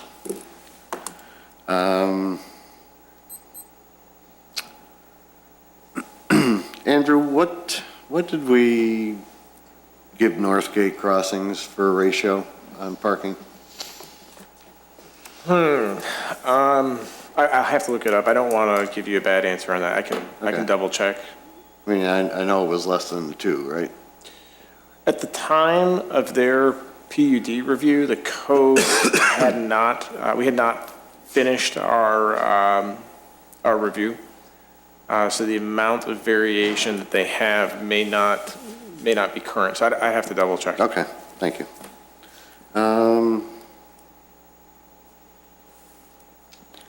Are you charging extra rent or a premium to have the indoor parking where a resident can opt out?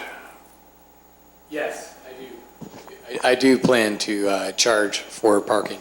The original plan was not to charge for parking, but in my research, as I've been going around to some of the new construction apartment buildings, I've actually been surprised that the facilities are charging up to $75 or $120 at Wheaton 121. Tapestry right in Glenview is charging $75 for one space. And if you want a second space, you gotta pay another $75. So I think the trend is changing. And there was a time when you would get one unit for free, but that's not the case anymore. So then if the residents decide to start filling up your outdoor ground level lots and you're going to have empty spaces in the parking garage, you're not going to have enough for your customers. But I guess one of the items that Mr. Jennings brought up is that there would be no overnight surface parking.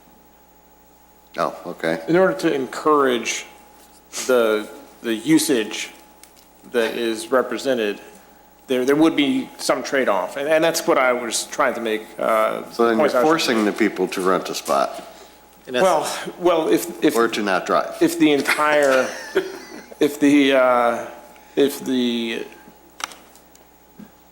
available parking for the residents is located in the garage, they would need to rent the space if they have a car. If they have 2 cars, they would need to rent 2 spaces. But in order for that to work, there is the trade-off of restricting the ability to park overnight. There are very few places in the village where you can park overnight as it is anyway. Right. So this would be a Yes, absolutely. 5-story version of that. The parking that is otherwise Feel good in about a that. surface lot in some locations is inside in this particular building. Steve just brought up a good point that the residential building will have zip cars available as well for rental. So someone could get by without a vehicle and then rent a zip car if they needed it for whatever purpose. More parking spots just taken up with that one. Yeah. Well, I think Right. you can No, I address it better, understand. but I would Right. think that the trade-off is that Sure. you have less parking because you're kind of doing like a shared parking. Steve could probably address the numbers, but Right, I think that's a great idea, though. sure. Let's see. Yes.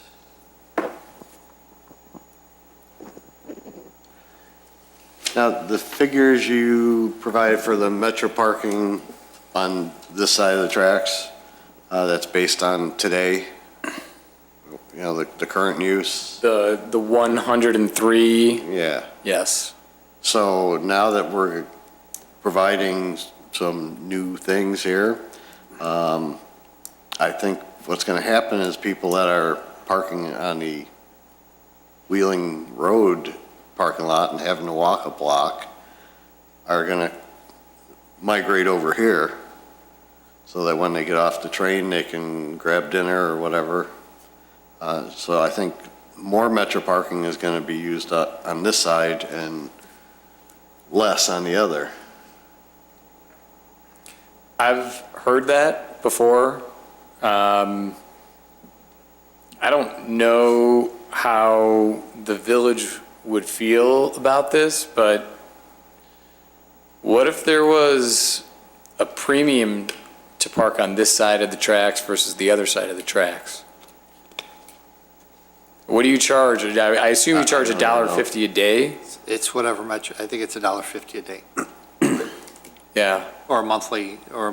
Metro doesn't actually Metro doesn't care if you charge for parking or not. It's totally up to the village. Do they not get anything out of that? Out of the parking, or that's the village's, Yeah. they get the tickets. So, I mean, I don't know if that's, I don't know if that's acceptable to you guys or not, but maybe that's one solution to encourage parking on the west side of the tracks. Parking is cheaper. I don't know. It's an open discussion. It's I- a possibility.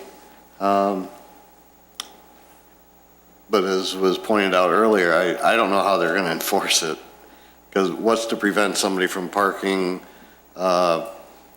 closer to the park district, on your east side and walking less than what they're walking on the other side right now and not getting charged at all? Wait, I'm sorry. Are you saying that Metro commuters would be parking in the Park District lot? No, closer to the park district Oh, okay, gotcha. in that, like the little triangle area there. Right. That's a lot closer than the walk that they've got on Wheeling Road right now, I think.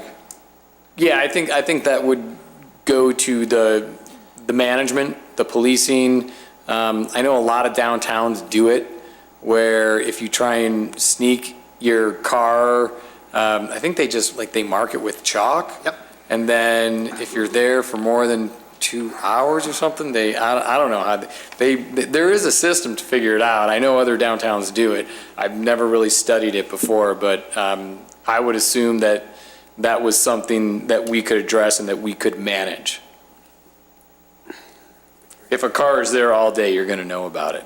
If someone gets on the train and then they don't get home until 6 o'clock or 7 o'clock, so. Yeah, but then you got to differentiate between employees that are working in the center or people who just went and saw 4 movies in a row, and had a lot of beer. Okay. That's a lot of movies. And a lot of beer. I don't see a lot of handicap spots allocated. I think I counted 6 on the Metro side of the parking lot, and then 7 in the whole rest of the parking lot. Anthony, can you address that? Yeah, it's gotta be cold. Factor that into the. Yes, I know we're. If you could come up to the microphone or use that one, that's good. I know we're accommodating the 6 spots for Metra, and then we have scattered accessible parking around all the retail buildings. It's got to be code Yeah, it will meet code. when it happens. Yeah, well, that's what I'm wondering. Is it set up in this drawing as code? Because if not, Takes away the parking. it's taken away every one So of is that them. taken into consideration when you've mentioned all of the spots that you have? 'Cause like I said, I only saw 7 as I zoomed in and went around. Well, I know there's Not all of them are at real least close. 1 or 2 around each retail building. It's hard to see up on the Well, if you screen. could designate that, when you come back. Yeah. You designate that so we know how that fits into the parking that that's here. Will do.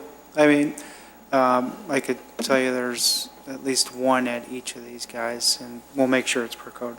Well, in the area 209 there's no handicap markings at all. We've positioned them closer to the retail buildings. But Yeah, there's one for Starbucks. we might need more here, correct? We'll double check that with the code. Yeah, because that's going to impact your variation.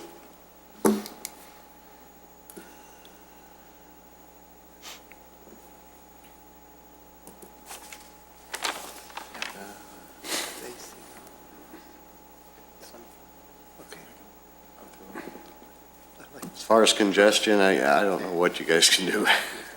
I'd love to see a westerly exit out of this, entrance exit. That would be great, but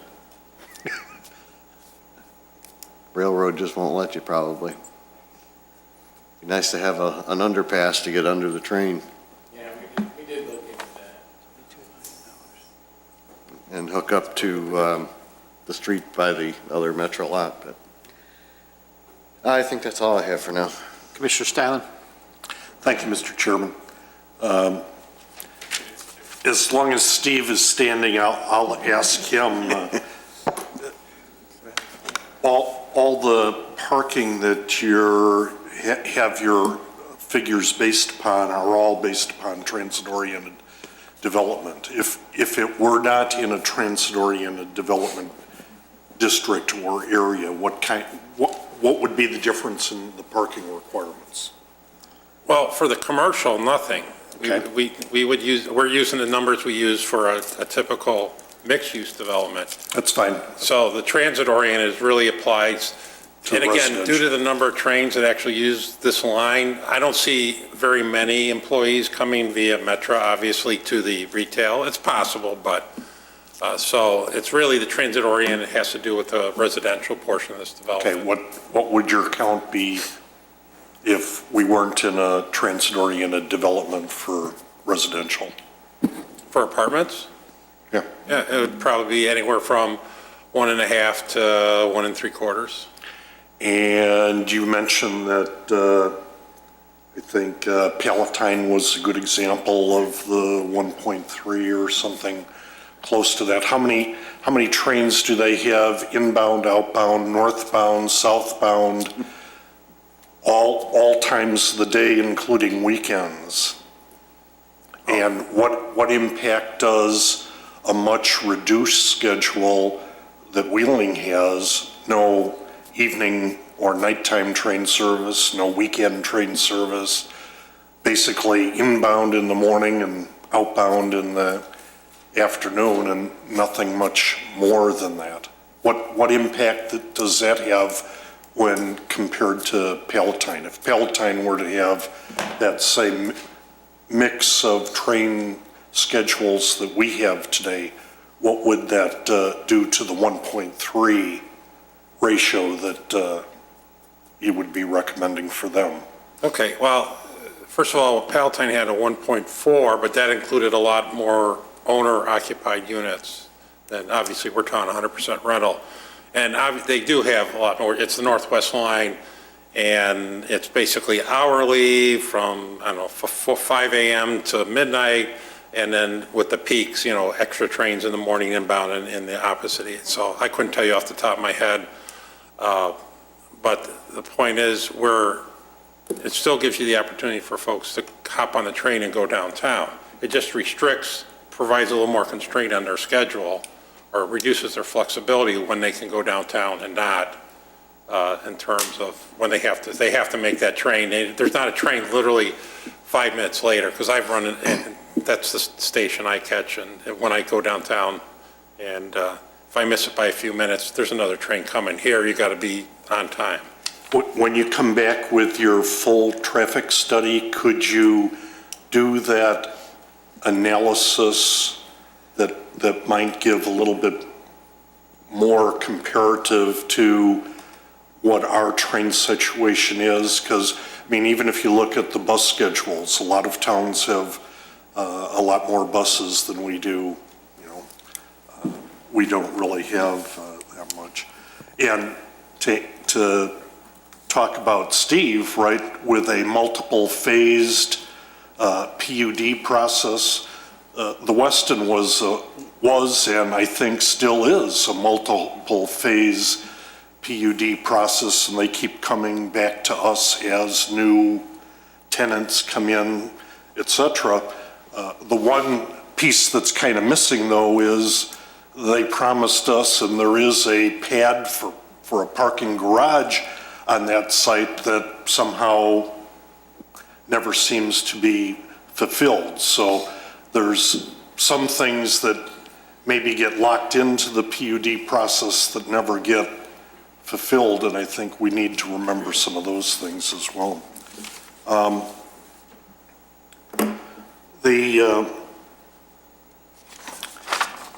Andrew, the sidewalks that we are proposing around the town center area, are they 8-foot width? I think they On vary. Dundee- I think they on Dundee vary. Road. There's the sidewalk that's coming down Northgate is mostly 8 feet. The sidewalk on Dundee, I believe, is 8 feet. Village Hall sidewalk? Village Hall sidewalk, I think, is 9 feet. It's an anomaly. The Northgate sidewalk narrows the plan for the Northgate sidewalk that goes over the bridge has it narrowed to 5 feet right at the bridge, and then it gets wider again.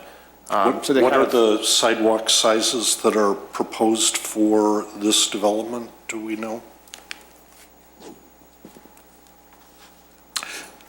I'd like to see continuation of the 8-foot sidewalks, you know, when and if you come back for the next phase of the plan, but what do the current plans show? Along Dundee, that's an 8-foot sidewalk. It's a continuation of the bike path that goes along Dundee. And then there's a sidewalk from north to south down between the Park District property. That'll be 8 feet. These are very large walks that range, I would say at the pinch points, probably 8 feet to almost 20 feet. But those are going to be occupied by planters and outdoor seating as well. But there's an opportunity for at least 8-foot walks there. Around the buildings, I would say on the north side of Flicks, that's probably between 6 and 8 feet. As well as the walks, the walk here to connect you from crossing to Metra, that's at least 8 feet. Yeah, I would just like to see that all the sidewalks are 8 foot. And, you know, I'm not sure what the, quote, site plan is for what we're discussing, but there are some inadequacies in sidewalks on the north side and the south side of our village parking lot. And there's a number of areas down by the Park District property where I think sidewalks could be added to promote access to. Terry, a lot of those areas are off-site. We don't control that land. We cannot do any construction on property that is not owned or conveyed to us. I'm just looking at your sheet right now, and I see all those pink areas, and very few of them are, we will not have control over that land. That land will not be conveyed to us. So the site plan for. That's an extended site plan, just to show you some of the connectivity to the surrounding uses. And you're not developing any of this parking lot on the south side of the Village Hall parking? Jeez, That's not our Yeah. land. The property line is right here along this tree line. Alrighty, then, I would love Andrew, to see sidewalks there. but- who controls these properties, and when are they coming before us? Because I see roads being extended and whatever, there are site plan changes. Sure, the redevelopment agreement does talk about modifications to this area. It is not specific as to exactly the nature of those improvements, but the redevelopment agreement mentions this connection. The Village of Wheeling owns, if you follow the mouse here, the Village of Wheeling owns everything north of this street. And then there's a jog in the property line somewhere around here. The village owns that as well. The Park District owns everything from this point over and south. The other lines that you noted, some of those overlap with the staff memo on this. The staff memo comment this area down here I noticed was pink, the southeast corner of the building, connecting the residential building toward the Park District area. There was a note in the staff memo that, I don't know how far your pink line went on this one, but there was a note in the staff memo about this area as well, due to the number of parking spaces here and the high likelihood of people needing to get from point to point along this area to get to crosswalks. Did I cover the? Basically, yeah, I think, and there's a little spot over here between buildings G and F that maybe access into that parking lot somehow, maybe. That I think is shown on the plan. That is open, correct? These are two separate pads. That's the concept, at least for that area now. But I mean, maybe we need to remove a parking spot so people can walk out into and get access to the parking or something like that. But I think those kind of parking spots, and there was another one connecting H1 and D1 on the east side, I think another designated, I think you're using paver bricks or something to kind of highlight the walk areas. Might be nice there, but let me continue. On the site plan, when you come back to us, I would really like to see you designate, like you did on your slides, but on the site plan itself, where the parking areas are, who they belong to, whether they're metered parking areas or shared parking areas or dedicated commercial parking areas, and if they belong to the Park District or they belong to the village, because it's really a little bit confusing. You tried to show it with some of the colors tonight, and I appreciate that. I did have, and you're okay with doing something like that? Yes, I think we actually did on one of the slides designate where all the Metro parking is designated to be. Although it sounds like you're looking for clarification with regards to because our site plan shows a lot of the Village Hall and Park District and Burger King properties. Right. So you want to see, essentially, our site plan without any of the surrounding uses. No, I don't want to go there. As a matter of fact, I'd like to see your site plan that includes a little bit more of the southern exposure, the band shell area down by the Park District where their parking is located, so I can get a little bit better feel for, is somebody going to be using your parking? Are you going to be using their parking? Is it all going to even out in the long run? Yeah, no, I think that's a good point. And then you just want our specific site kind of highlighted. So there's a distinguishing between our site plan and then the neighboring properties. And whose Metra's parking belong to, and where's the villages, and just in general, so. I agree, because there's a spot, and I was showing it to Andrew on Google Maps, that there's that south parking lot of the Park District that you really don't see here. Right. Yeah, down here, that, right now, I think they use it for construction for. Is it open now? It's open now, so that's. Yeah, isn't that for the soccer fields or? It's where, right, it's the Aquatic Center and the band shell is going to be back there, but there's additional parking back there too. That got smaller than what it was. Right, it was smaller, but it's hard to reconcile here on this, as Commissioner Stalin was saying, so. I think you do have, on previous versions of your plan, I think you have shown that, so it may be on something that RTKL has. Yeah, well, we have an aerial showing the surrounding areas, but I don't know if our site plan is imposed on that. I have But I have a CAD drawing, I believe, of the band shell location and the parking lot. I might be able to That'd be great to have. get that over to you, if you just remind me. Thanks. And then one of the things that Pam brought up about parking, you know, and what happens if the trains did increase and then we'd have more people in the train parking lot.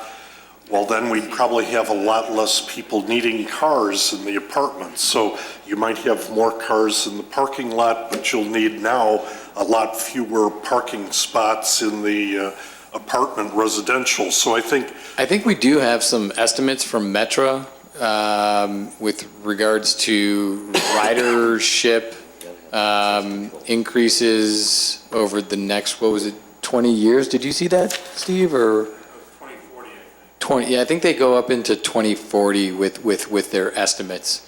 I don't remember what they are off the top of my head, but we'll share those numbers with you. Yeah, I just think that it'd be a pretty good trade-off if Metro puts in more trains. It'll grow their parking lot, but it'll decrease your need for your customers to have parking, so, or cars.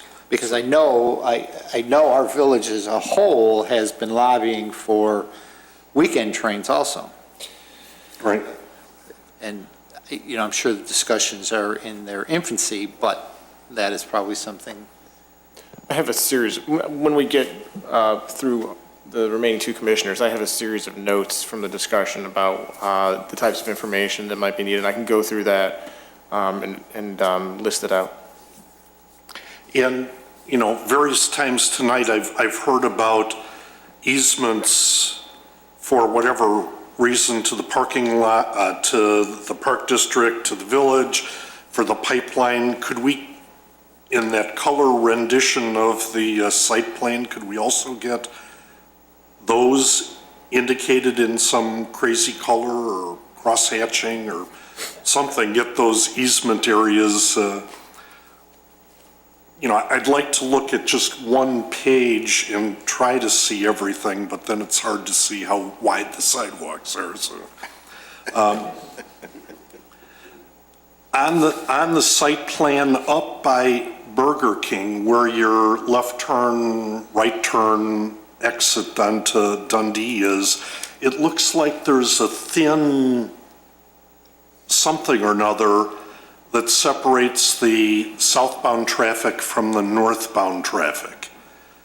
I think that's just striping. Is that correct, Steve? Yeah. Okay, so that won't impede the Burger King people from getting in or getting out of their, it's just striping. That's correct. And will they, you know, I would imagine that the majority of the Burger King traffic that's exiting will probably be going north. Are they going to have any problems exiting their lot to get into the queue to make a left-hand turn or make a right-hand turn going north?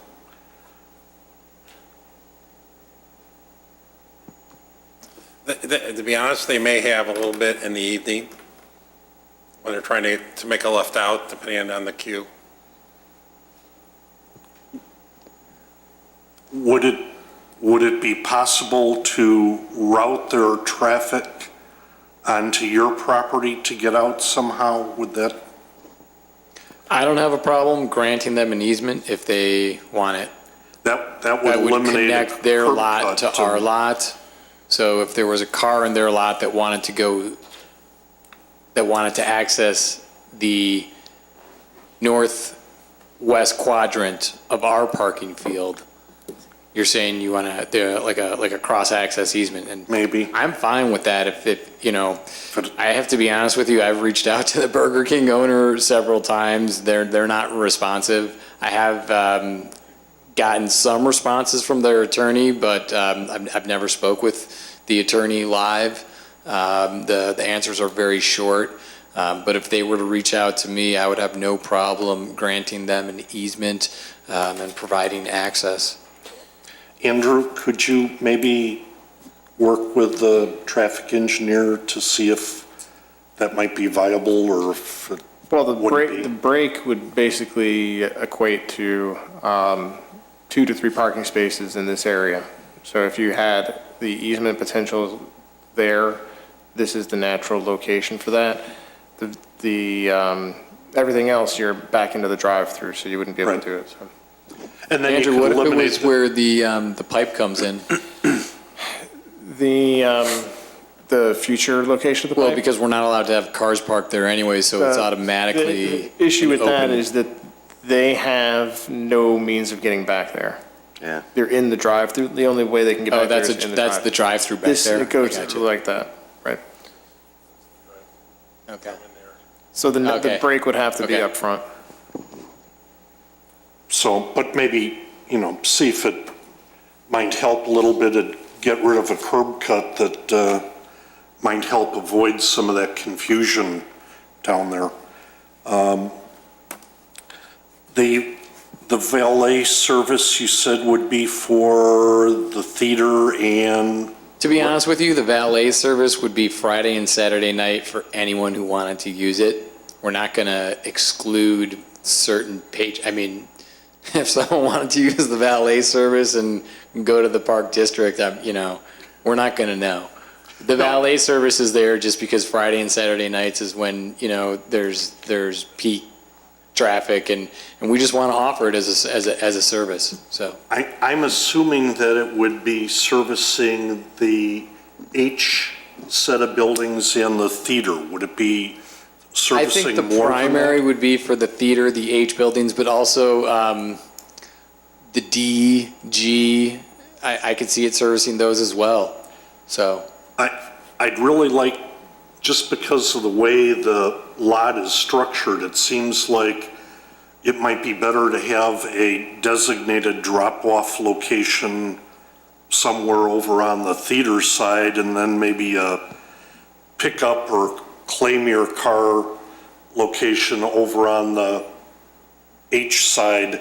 I'd like to get a little bit better handle on how you're going to arrange the valet service and where it's going to be. Yeah, I So mean, right now, we have 2 valet service areas, and the reason why I designed it that way is because if cars are coming in from Northgate Parkway and then they turn right, there's a valet service right there where they can just pull in. If they turn left, then again, there's another valet station. So regardless of, whether they turn right or left, they have an option to drop off their car, and then they don't have to spin around and cause problems. And then picking up would be on the opposite side of the street, or? I don't know. That's a good question. I would let Steve make the recommendation on that one from a traffic standpoint. That's in terms of pickup, where is it most efficient that's not going to cause traffic backup? And that's a really good question. So. Then they'd have to get your keys to the other station. Well, you can. Well, it would be one valet company. A lot of places do that, where it's one valet company and they just have, multiple drop-off areas and whatnot, so. Alrighty, so, think about it, put that on the colored site plan too, don't make it crosshatch, because then it'll be an easement. Got it. The 8-foot sidewalks and the easements and. I think we have a problem in the southwest parking lot, way down on the bottom where I think the access to the fire department access, you got a parking spot that's kind of diagonally going the bottom line. If somebody backs up, I'm not sure they're going to be able to turn their car and get out to go north, because that's the only way they can go. So the bottom parking spot or 2 in that east side. This is a 24-foot aisle here, so there should be sufficient space to back up if you're parked in that last spot. Yeah, And this is just an emergency lane. right. for- But it just looks like I'm not sure. Andrew, could you double check that width and make sure that a car can back out of there? Normally, we like to have a little turning thing so that Radius? cars can turn while they're backing up. I'd be interested in taking a different approach to the residential parking. I think I saw in your packet that you had some studio-size apartments or small one-bedrooms, some normaler size one-bedrooms, some two-bedrooms, some three-bedrooms. Yeah, it's, again, like the 5% 3 bedrooms is also indicative of the studios. Very few studios, 5%, 18 to 20 studios at about 650 square feet. What is it that you're suggesting? Well, you know, I'm thinking that for a studio-size apartment, you could probably easily say we don't need 2 cars for something like that. 1 would probably be sufficient. For the one-bedrooms, you know, maybe a 1.4, 1.5 level might be adequate. And then the 2 bedrooms, maybe you could assign a different value to those. I don't know if they're all the same size, but give a different ratio, if you will, to those. And then the 3-bedroom would probably need, and I think, yeah, you did something like that in the packet. It was too small for me to see. I think that should be part of the parking analysis. And I don't know if Steve provided a breakdown in terms of the ratio expectations per unit, but that should definitely be part of the But that might be a study. good discussion point for I us agree. as well. And if I could just tag on to something, because I have it as a question, and I asked this question when Northgate came through, but why 3-bedroom apartments? Well, I know you only Why have... am I you only offering have- 3-bedroom Yeah, you apartments? only have 20 of them, but why? Because the Northgate doesn't offer any. It's a totally different product what they're offering. It's more of a, almost like a townhome style. No, they're apartments.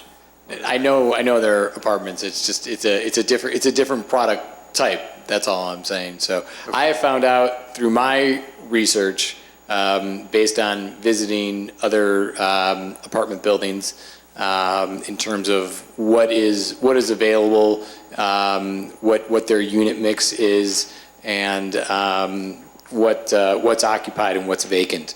I did address this before, that there were a lot of apartment buildings that had an overabundance of 1-bedroom units, and the 2 bedrooms were in high demand and not available.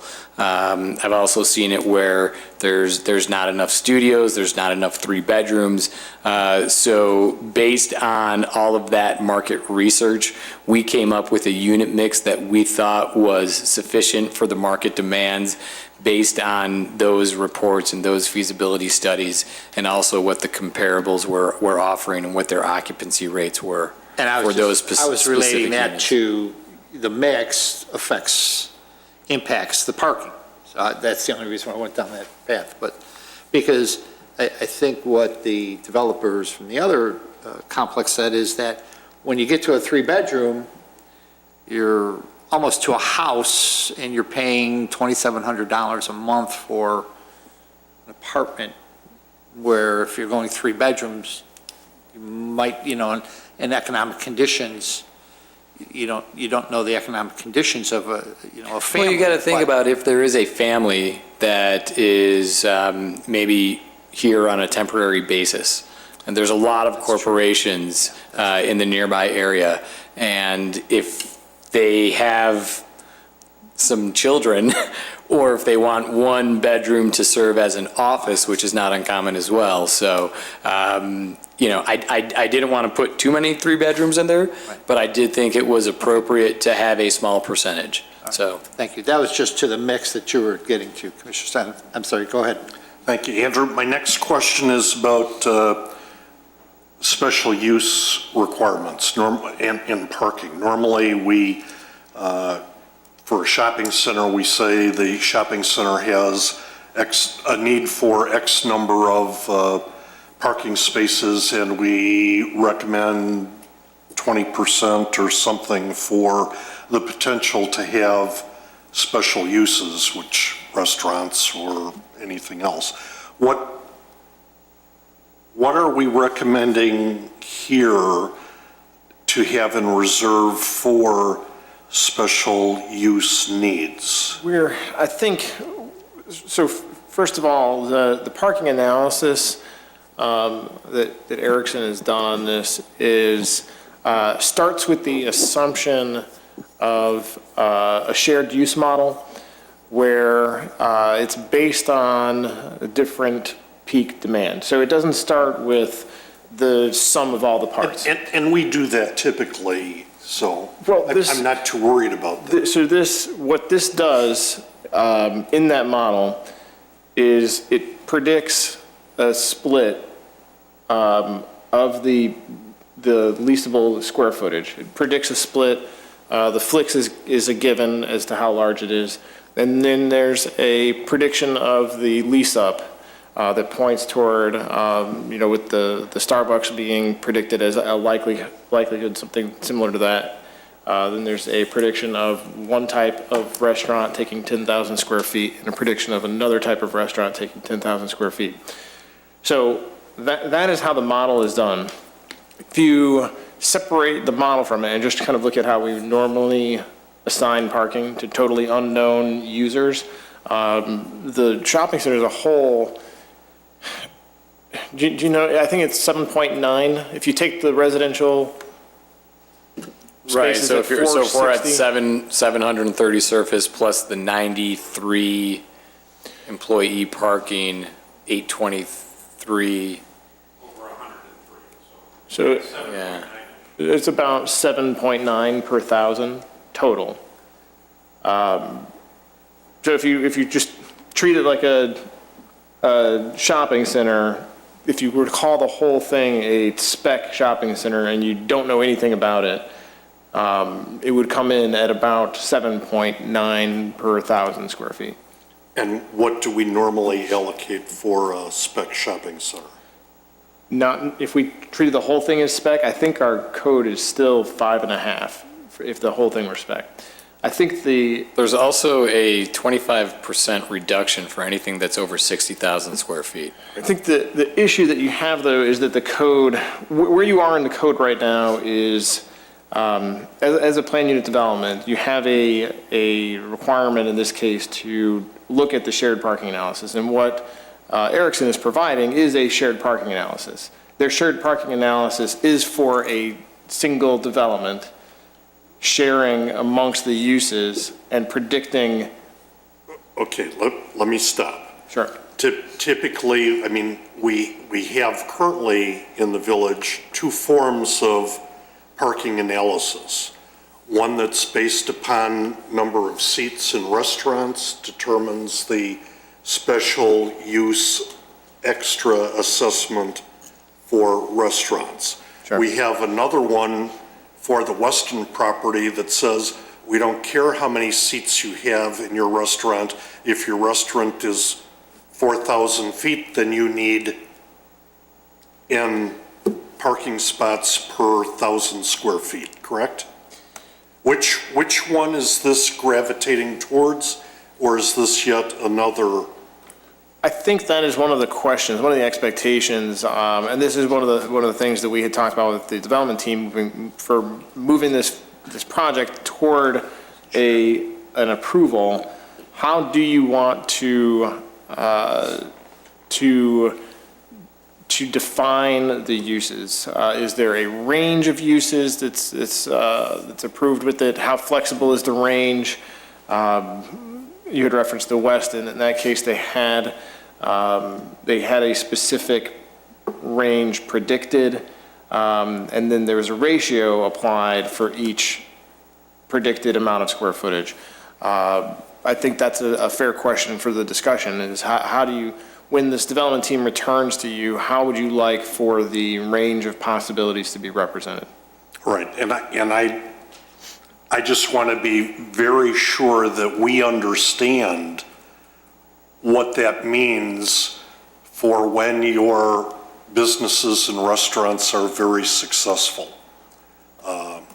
Yeah, and I think that's a legitimate question. I keep going back to the Starbucks as an example because we actually have an interior layout for the Starbucks, so we know exactly how many seats they have.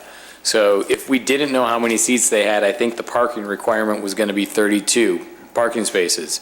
But because we know how many parking spaces they have, or excuse me, because we know how many seats they have, we know that the parking requirement actually goes down to 23.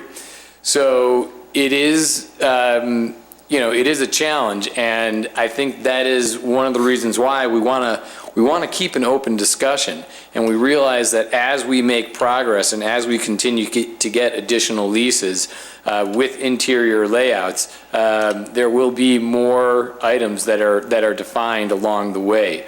The hope is to allow us to get to a point where we can at least break ground for the first phase of the project, representing the residential building and the Flicks.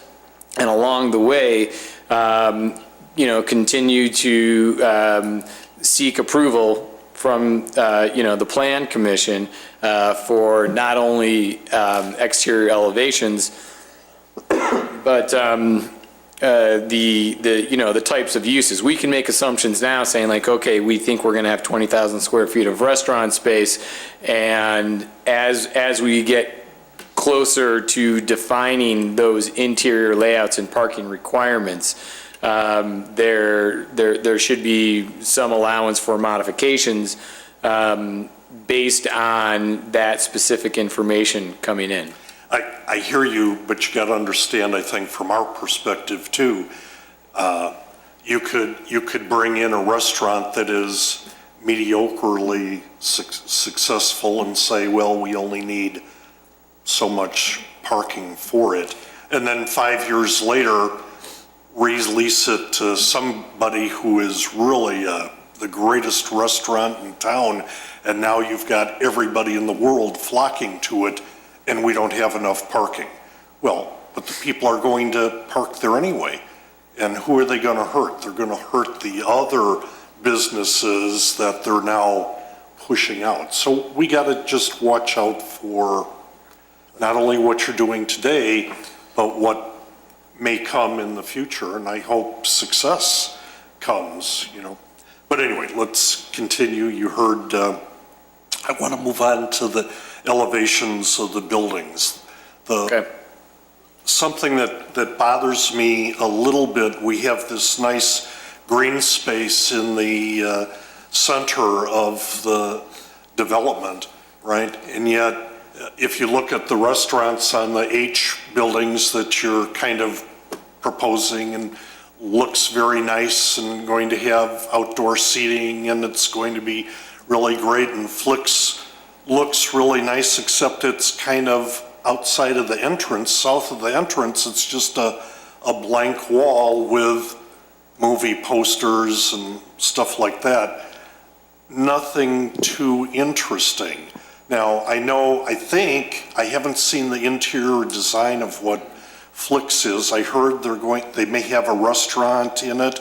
They do have a restaurant. So, but you bring up a good point. I know exactly where you're going, and I've actually brought this up with Matt Silvers before from Flicks Brewhouse, because my request was to have their entrance in the center and provide some sort of a balance. But the way it is, the entrance is definitely more towards the north. They do have an outdoor seating area, but then as you get further south, you are correct.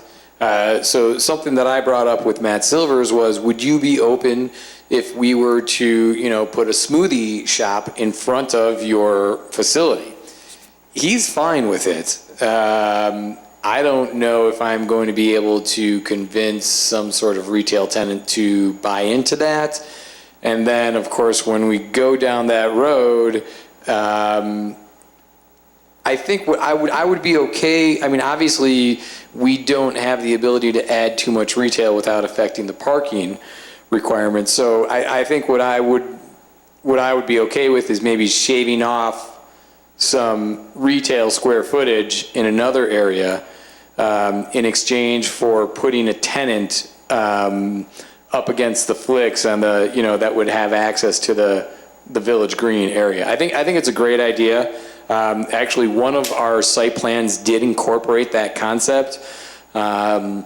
It's just a matter of whether or not we can find a retail tenant who would be accepting and want to, take that space and work with it. From a dimensional standpoint, it's very non-traditional, because a traditional retail space will have, 20, 25-foot width and a 70-foot depth, and you don't have that with that type of a structure. So it would have to be a very unique retail tenant, and that's all market driven. But I think it'd be a great idea to pursue. But even, Flicks itself, they have some kind of retail sales, I know they're pushing for the hamburgers and the drinks and stuff, but and you also said they're going to have outdoor seating. If you just put a door maybe a little bit further south so that the seating could congregate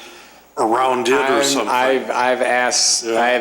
The challenge, and this all comes from Flicks, is that and this is what they've told me is. They say you have to understand that we have a massive operation. We have a large kitchen, and we have designed a interior layout that works for not only the restaurant, the bar area, the servers, but the deliveries and the theater seating. And I can't argue with them on that point, but I have had those discussions, and I have asked them if they could make accommodations to take advantage of the Village Green area over in that area.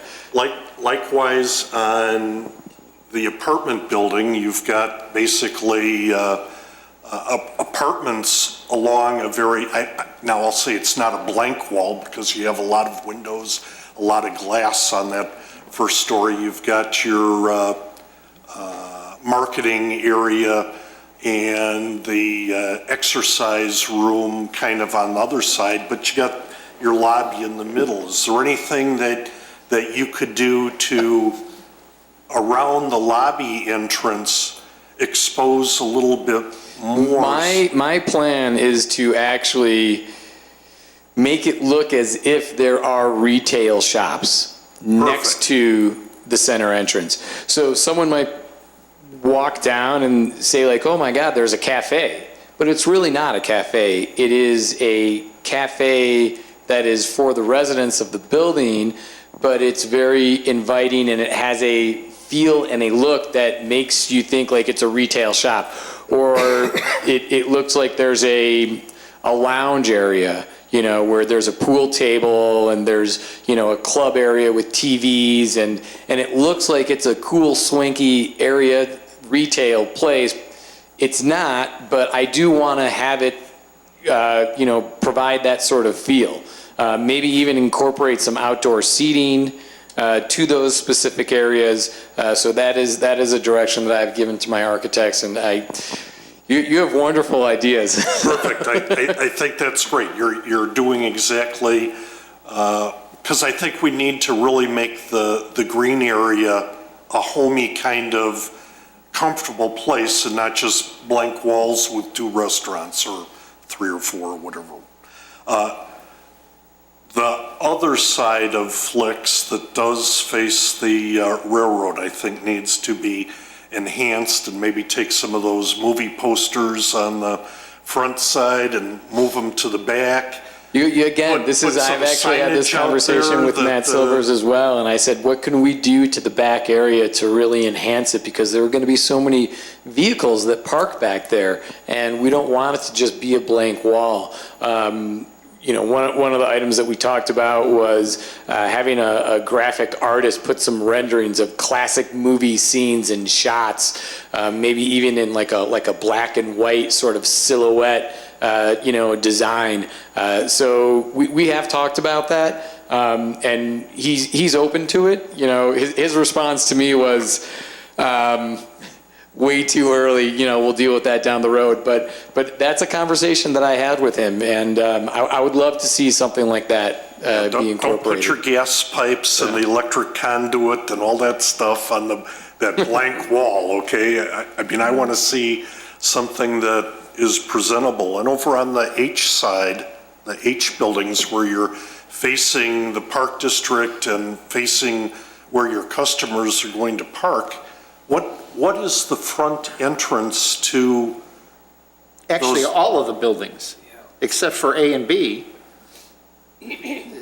are, you have parking in back of them. So it's the same for all of them, Right, really, to his point. but I mean, there's no the parking for the H buildings is really kind of constrained.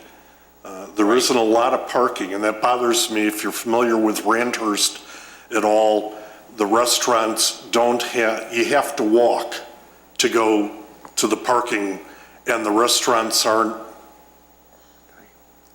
doing really good. Right. Some of them have closed and, so Well, some of that, though, could be the product that they're selling, too. could very well I be. did right? look into Randhurst. I actually think Randhurst, did a really good job with kind of blowing up the center, so to speak. Right. And creating that boulevard. And I think that goes to speak to how retail centers are being designed and the different expectations that customers have where they realize they can't just pull up and park right next to the restaurant. They're going to have to park and walk like they do at Old Orchard. If you want to get to any of those restaurants in the interior space, you're parking in the parking field and then you're walking through the maze. So the idea here is really to have people park, get out and walk and experience and, contribute to the pedestrian-friendly aspect of the town center that we're trying to create. So I do realize that each building is not necessarily equal in terms of the parking that it provides, but as a whole, the idea is that we want people to come, park, get out of their car, walk around, and experience the town center atmosphere. But I think, personally, I believe that and I'll just go back to whatever the front of the building is, the rear of the building has to be as nicely presented because you won't, can you tell me what the front of the H building is? Is it facing the green space or is it facing the? No, I actually see the front of the H building. If you want to go to the rendering, Anthony, Oh, the right. digital rendering, I see it being on the corner for that particular building. But the truth is, if the retail tenant comes to me with a plan and says, no, this is where I want my entrance, in today's world, the retailer is king. And they, provide a lot of the direction in terms of how they want their space designed and laid out. I think an entrance on the corner would be ideal and work in very well. So, but, that's, this is all speculative here, so.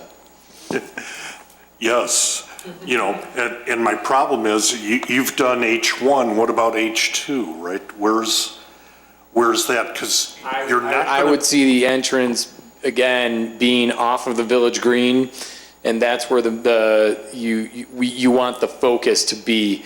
Anyone who goes into that building is going to occupy that space because they have the ability to play off of the Village Green. The Village Green is going to be amazing, and to not take advantage of that space, it just doesn't make any sense. So if someone's going to go occupy that area and have the outdoor seating, they're going to want the symbiotic energy from all of the, water features and items that we have in the Village Green to capture that energy. That's the goal, so.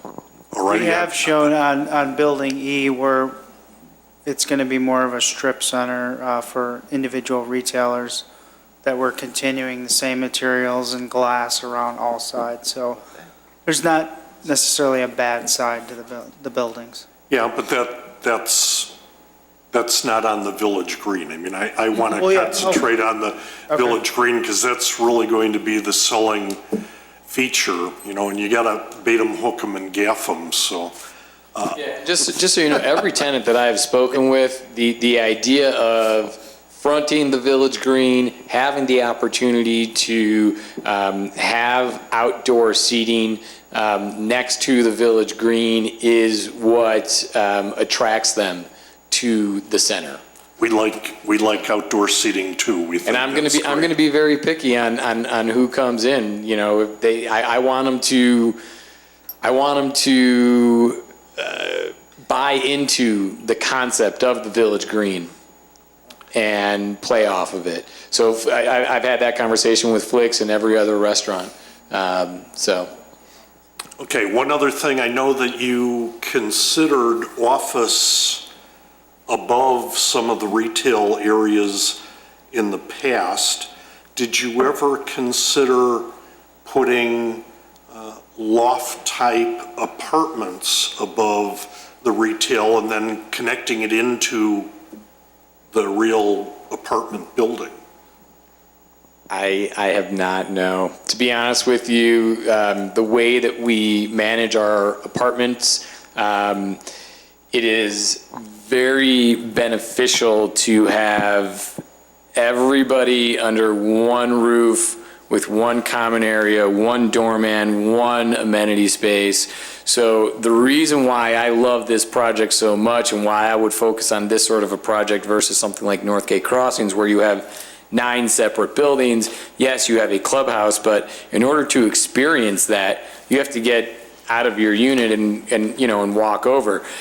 What we have here is we have every unit that has access to the club area that they could access in their pajamas if they wanted to, or they all have access to that central courtyard. It's all connected, and that helps from a management, security standpoint, staffing standpoint.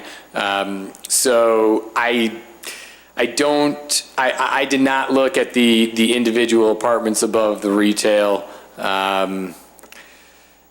I'm just from a management standpoint, I think it would be difficult. So. Already, and one last question that you probably don't want to hear. But for the entire complex, where's your garbage going to be stored? It's all identified actually with the T's, which is in the back area. So like Flicks has their loading area in the back, and then the H1, H2, anywhere you see a T, that's the trash. So it's all going to be internal to most of the buildings? It looks like it's internal. Yes, that's correct. Okay, fine, that's perfect, thank you. Okay, sure. Thank you, Mr. Chairman. So you answered my question about the 3 bedrooms. So if I compute this correctly in one of the charts you had, based upon the mix of retail, restaurants, and Flicks, you're supposed to have 1,077 parking spaces, but you're only going to have 823, is that right, 1,077.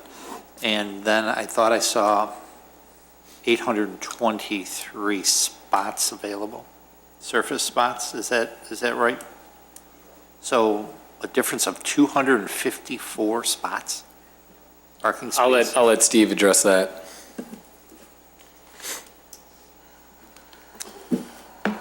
Without checking your math, that sounds about right. I mean, between the code requirement and what we think what we're providing. That's, That's big. That's big. So why, have you considered, and I know, I wasn't sure if it was President Argyris or someone mentioned, maybe it was Trustee Brady mentioned another level of the residential parking, and I think you had indicated that you would probably have to go down to do that, dig down. But why couldn't you consider, for instance, either right behind F and G or right behind C and D, a smaller parking structure? It would kill my numbers, it would kill the pro forma, and this project will not get financed. Parking structures are very expensive.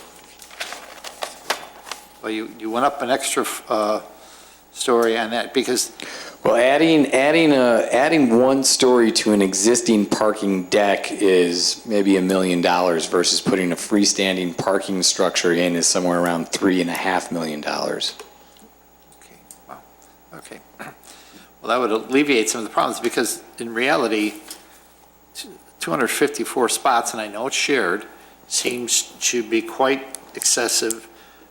And from just the commercial. And then you've got the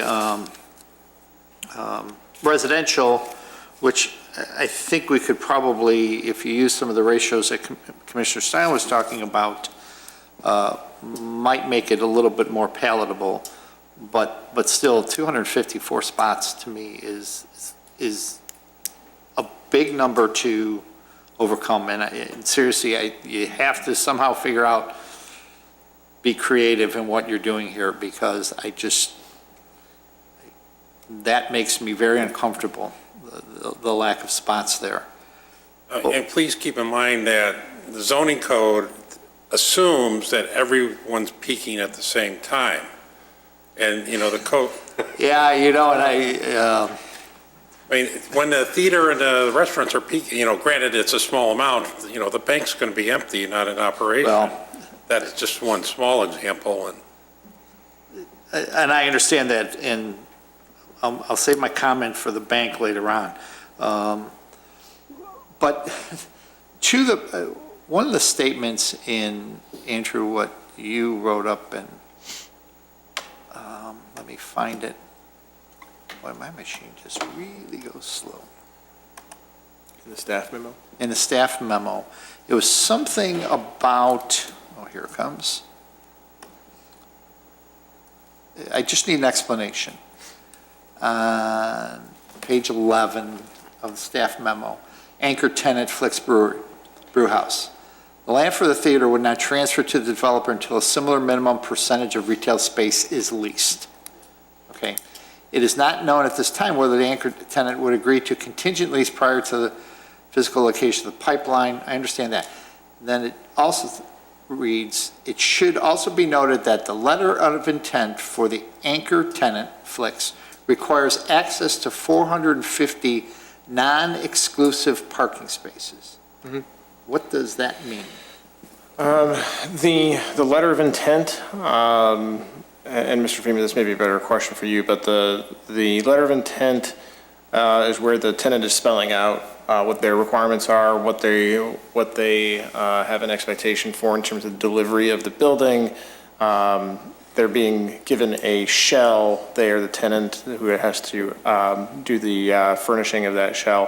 One of their requirements, as it's listed in their LOI, is access to non-exclusive space, so shared spaces. They have to have access to a minimum of 450 parking spaces.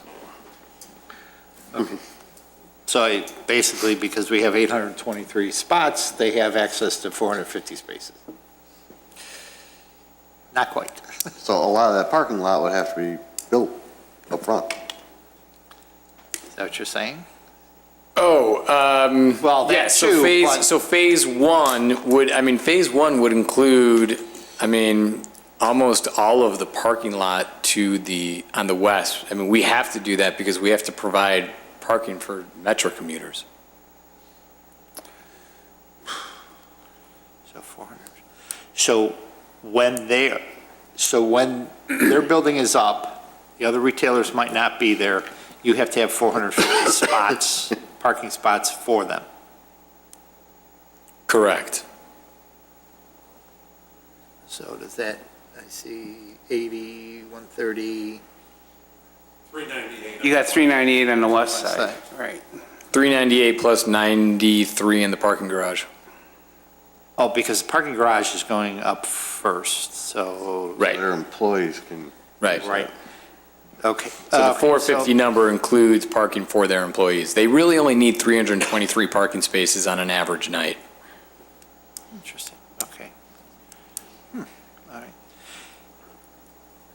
Okay, so thank you for that Sure. explanation. And I just want to make clear to everyone up here, and I've said this before, but Matt Silvers from Flix is very well aware of everything that's going on. He read the article in the Daily Herald, and he cannot wrap his head around why there is a parking issue. He's very comfortable with the layout and the design.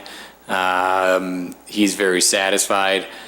That doesn't necessarily mean that you guys are satisfied, but Exactly. keep in mind that my anchor tenant, who has the most at stake here, is 100% satisfied with the parking layout, the parking structure, the parking analysis, and is very excited to move forward with the project. Oh, and that's good to hear. If I could, I think the issue, I think, is just, the development itself is unusual for the Village of Wheeling. This is not something, we have not had an entertainment complex of this magnitude proposed. I think what the Plan Commission, part of their role in this process is to do their best to analyze the development, make sure that it works. I don't think it's any judgment on Flix. I think, Oh, no. I think what we have is, Flix as a major anchor has not been in a shopping center similar to this. They have not, the shopping centers that they are located in have a different character. So I think what the Plan Commission is looking at in this is trying to take the projection of usage that they've got, understanding, of course, I think the commission and the staff understand that Flix is totally fine with the amount of parking. What I think the analysis that Erickson is doing with it needs to combine that with this particular development. Their usage model hasn't been tested because they haven't been such a huge piece of a development. They've been in a smaller percentage of other developments. So I think that's what the commission needs to get comfortable with, is taking their model and applying it to this layout. Right, yep. Okay. Some of the, we beat the valet parking dead, and I, just wonder where that you're going to go there. But you talked about the 93 spots that are going to be in the residential area. How is that really going to be controlled? Because you actually have access in one spot, and you say you're going to use, some kind of key card or whatever's going to be on the, rear view mirror for the residents, but. Every employee for Flix would have a garage access, Okay. and that would be part of their training program. I know the detail doesn't show how do they actually walk out of the parking garage. Looks like you can get a car in, but you can't walk out. I would have to refer to my architect on that one. So. It just sort of looks that way. Oops. So. They'll just rappel down the side of the building. So. It's easy. So, speaking of, the appearance, and the architect is here, and Commissioner Stylin alluded to it, fronts and backs of buildings.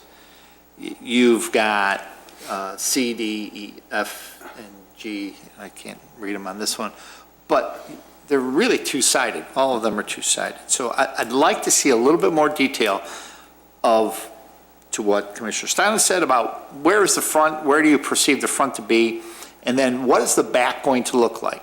Because if you go in the back of H1, H2, and C and D, that's actually access. There's a drive there that will conceivably get you out. And then E, I want to do this on here, but I know I can't. So I want to use it like an iPad, but I know I can't. So they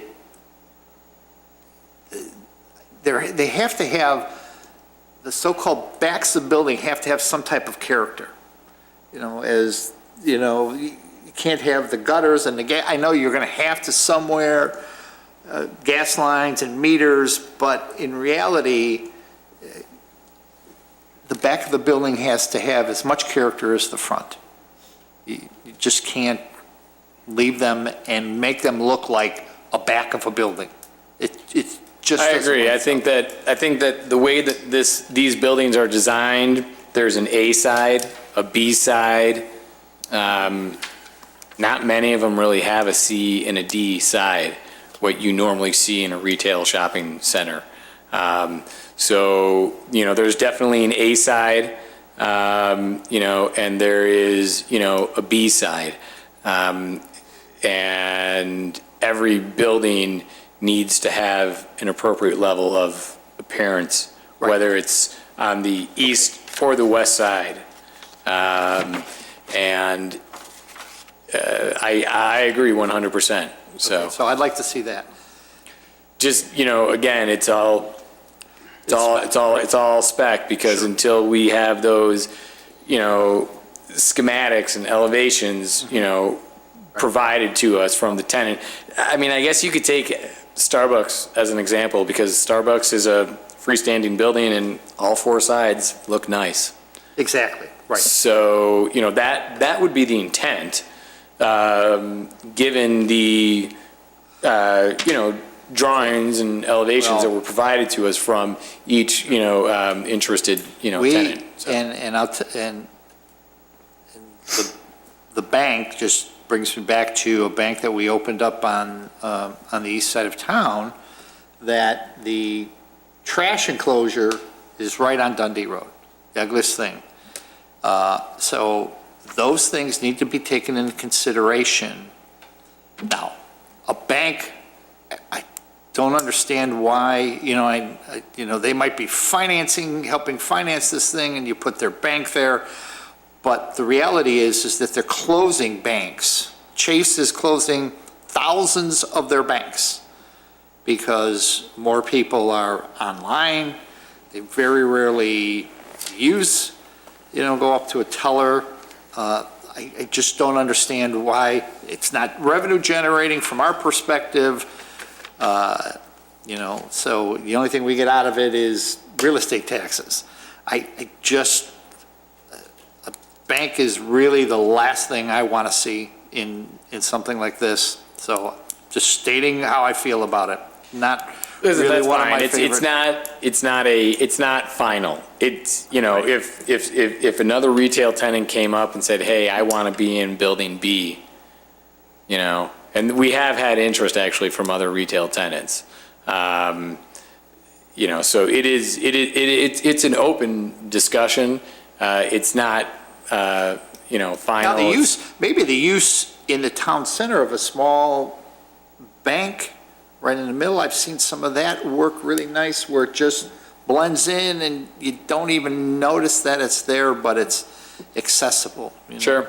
If you go down Clark in the city and by Wrigleyville, there's a bank right there that you see, and it's just another storefront instead of a standalone building and another bank on Dundee Road. More boutique-oriented size. That's a good point. Yeah, I mean, so listen, some of the banks are the nicest buildings I've seen because, they pour a lot of money and stone and brick facade into it. So it's, it's a placeholder at this point. Until we had further schematics, designs, and footprints from Starbucks, building A was really just, a placeholder. So, this project will become more defined Right, okay. as we continue. So So building A and the surrounding area, all of that landscaping, drive-through, it's all provided to us from Starbucks, you know? They say, here's our plan, make it work. So let's get rid of the trash container on building B. Yeah, right. Yeah, because I don't want to see another one of those that we could see. Speaking of, you know, the pads, and it looks like you have 10 structures on this complex.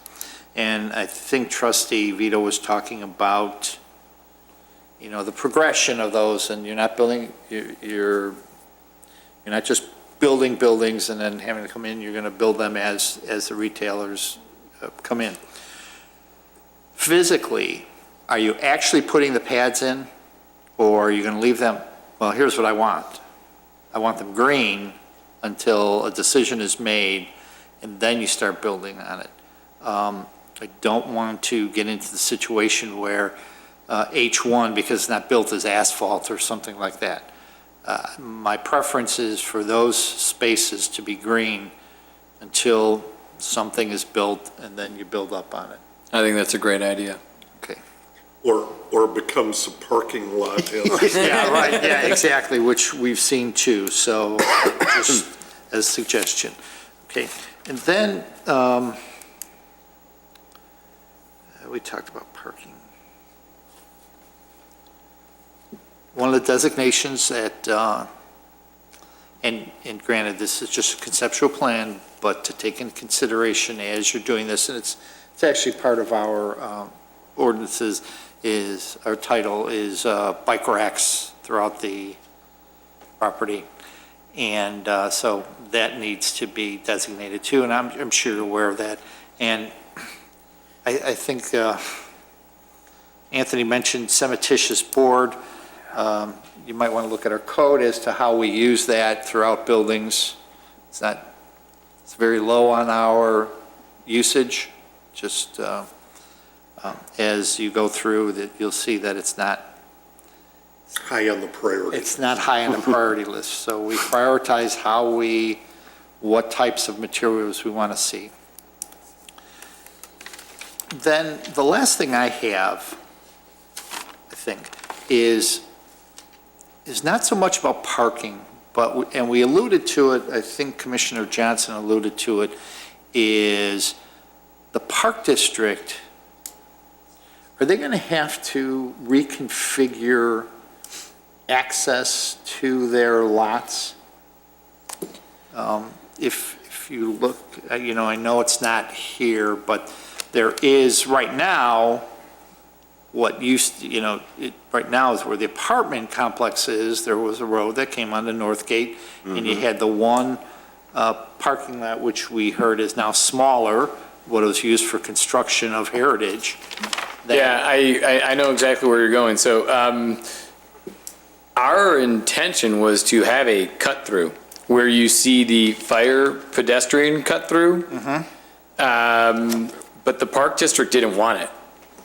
They wanted to cut off access. They did not want the access to cut through. So we designed that based on their desires. I actually wanted it to be a cut-through. They did not, so.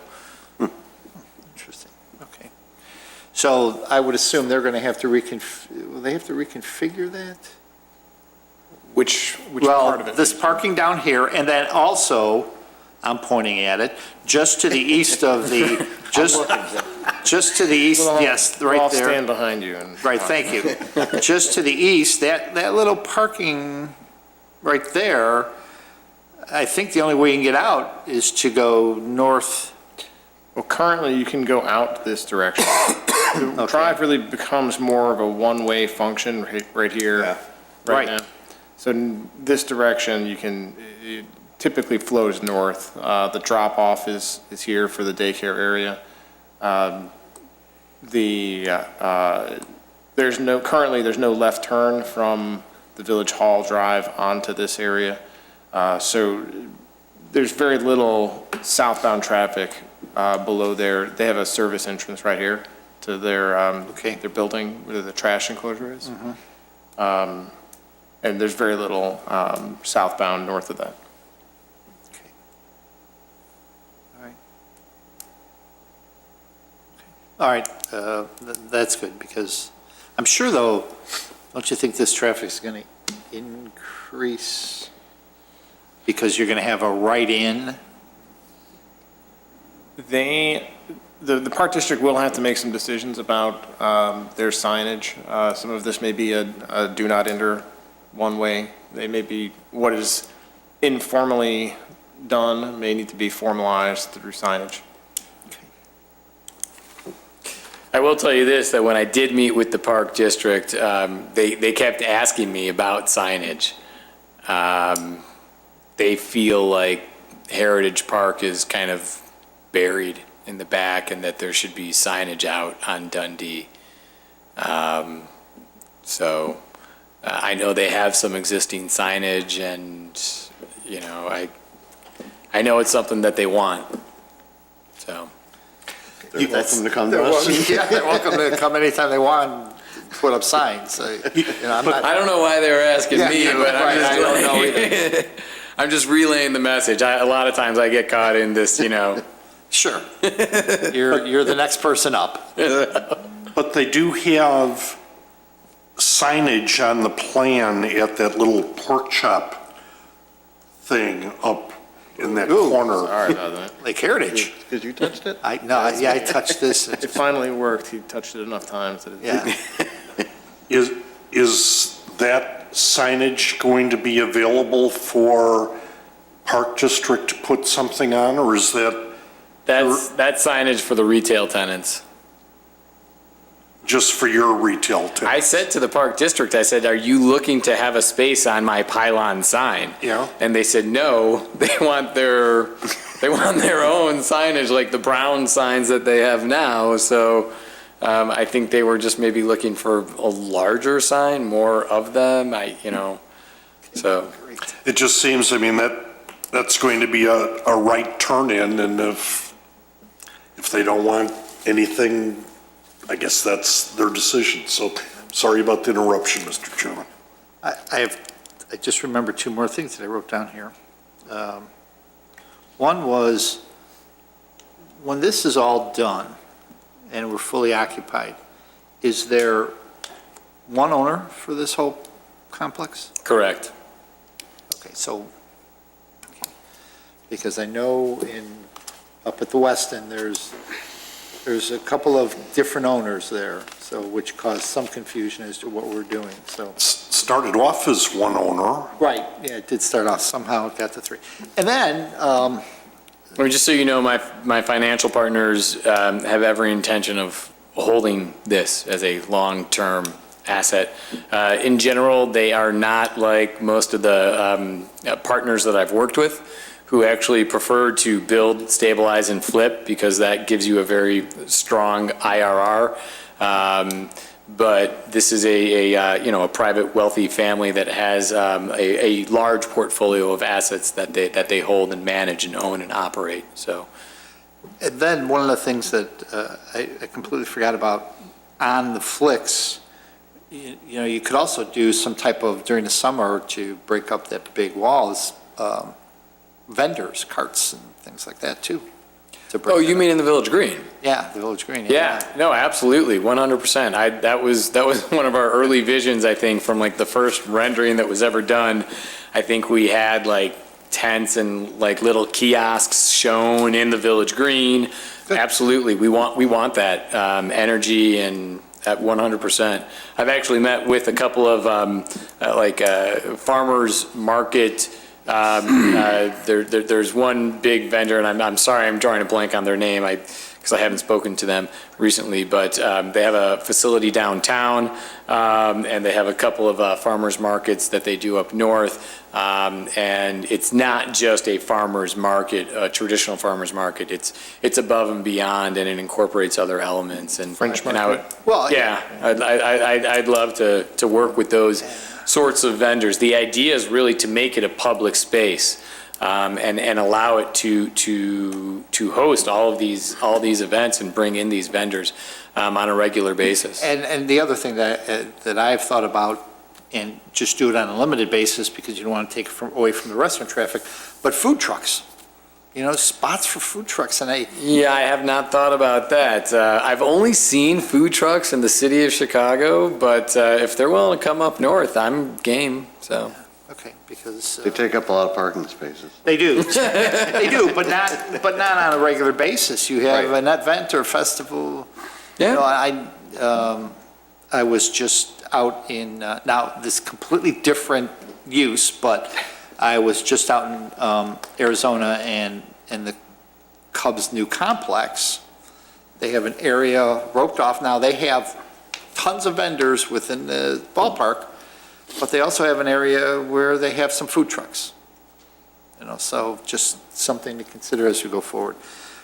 That was all I had. I'm going to go back to the commission. Does anybody have any other questions before we get into got one. what we're going to do next steps? Commissioner Powers raised his finger first. Okay. I saw his I finger. just have one quick question.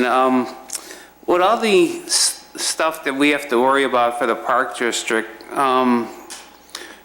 would it be helpful at all to have them here just to express their concerns, or are we relying on staff and the petitioner? I almost kind of like to hear from them so that we know what they have, or get a letter from them as to what all their concerns are, so we make sure that we take that all into account and get those addressed. Yeah, we can talk to the development team about the appropriate way to get the Park District comments. Okay, thanks. Commissioner Johnson? The garage, after Chairman Rufato brought that up, is there access on every floor to the apartments Except for the top floor. except for top floor? Then it's just a stairway down. I have to admit that this was a 5-story residential building with a 5-story parking garage. We just added the 6th parking level recently to accommodate the parking demands. So, I don't know if we've, have we gone into any detail? Well, I could see it just being a stairway down to Yeah. one flight, and We would have another stairway, or two of the stairways go up to the Yeah. top level. the far southeast corner, though, I see a stairway, but there's no elevator anywhere around there. We're still designing kind of the interior where all the stairs are, but the closest elevator would be in the corner here. Okay, that's all. Any other questions? So next steps. Just real quick before next steps, I had, and I can share these so you don't have to write them down right now. There were some site plan notes mentioned in the staff report. These are essentially the same items that the board had, maybe maybe a little bit more detail, but the suggestions from the staff memo, and again, I'll email it to you so you don't have to write this down, but consideration of splitting this space between pedestrian space and driving space to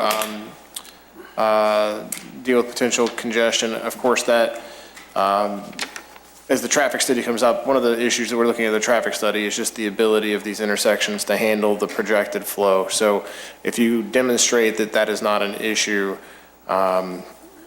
perhaps that's not as necessary, but this is a very wide sidewalk for the amount of traffic, and if you need vehicular traffic to occupy that space more than you need pedestrians, it was just a suggestion.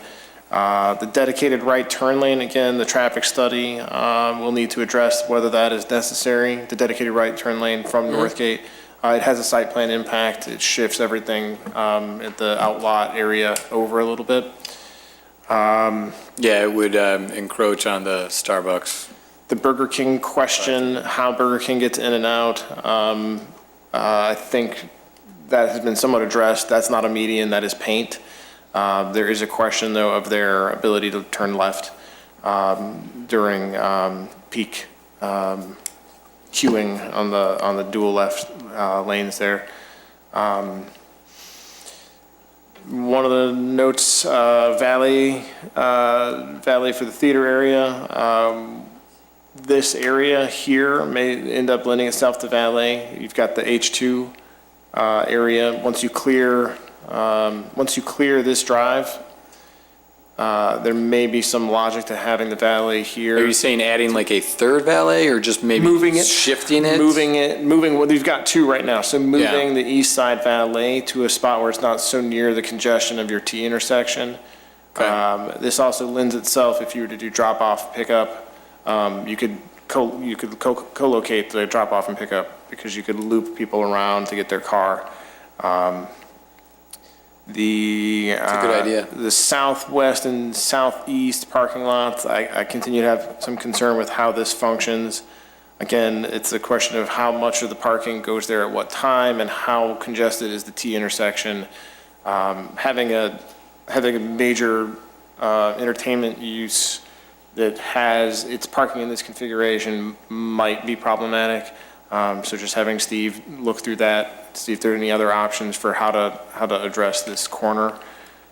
This corner as well has a similar issue of there's no main aisle where you get access to multiple rows. It's a single aisle where you're going down and looping back up.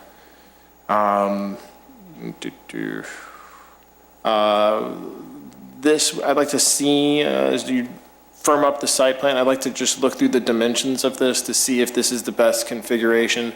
You've got the one-way diagonal, a little bit unusual, and it puts people who are trying to look for a spot in there at a disadvantage. That was just an accommodation for the gas pipe. They needed a 30-foot clearance, so we originally had 24, and that was a dual with non-diagonal parking, and then because of the underground gas main and the accommodations that had to be made for their 30-foot easement, really started to squeeze it tight, and that was the only way that it would work. So what I'm suggesting there is just double check. It's a narrow one-way right now.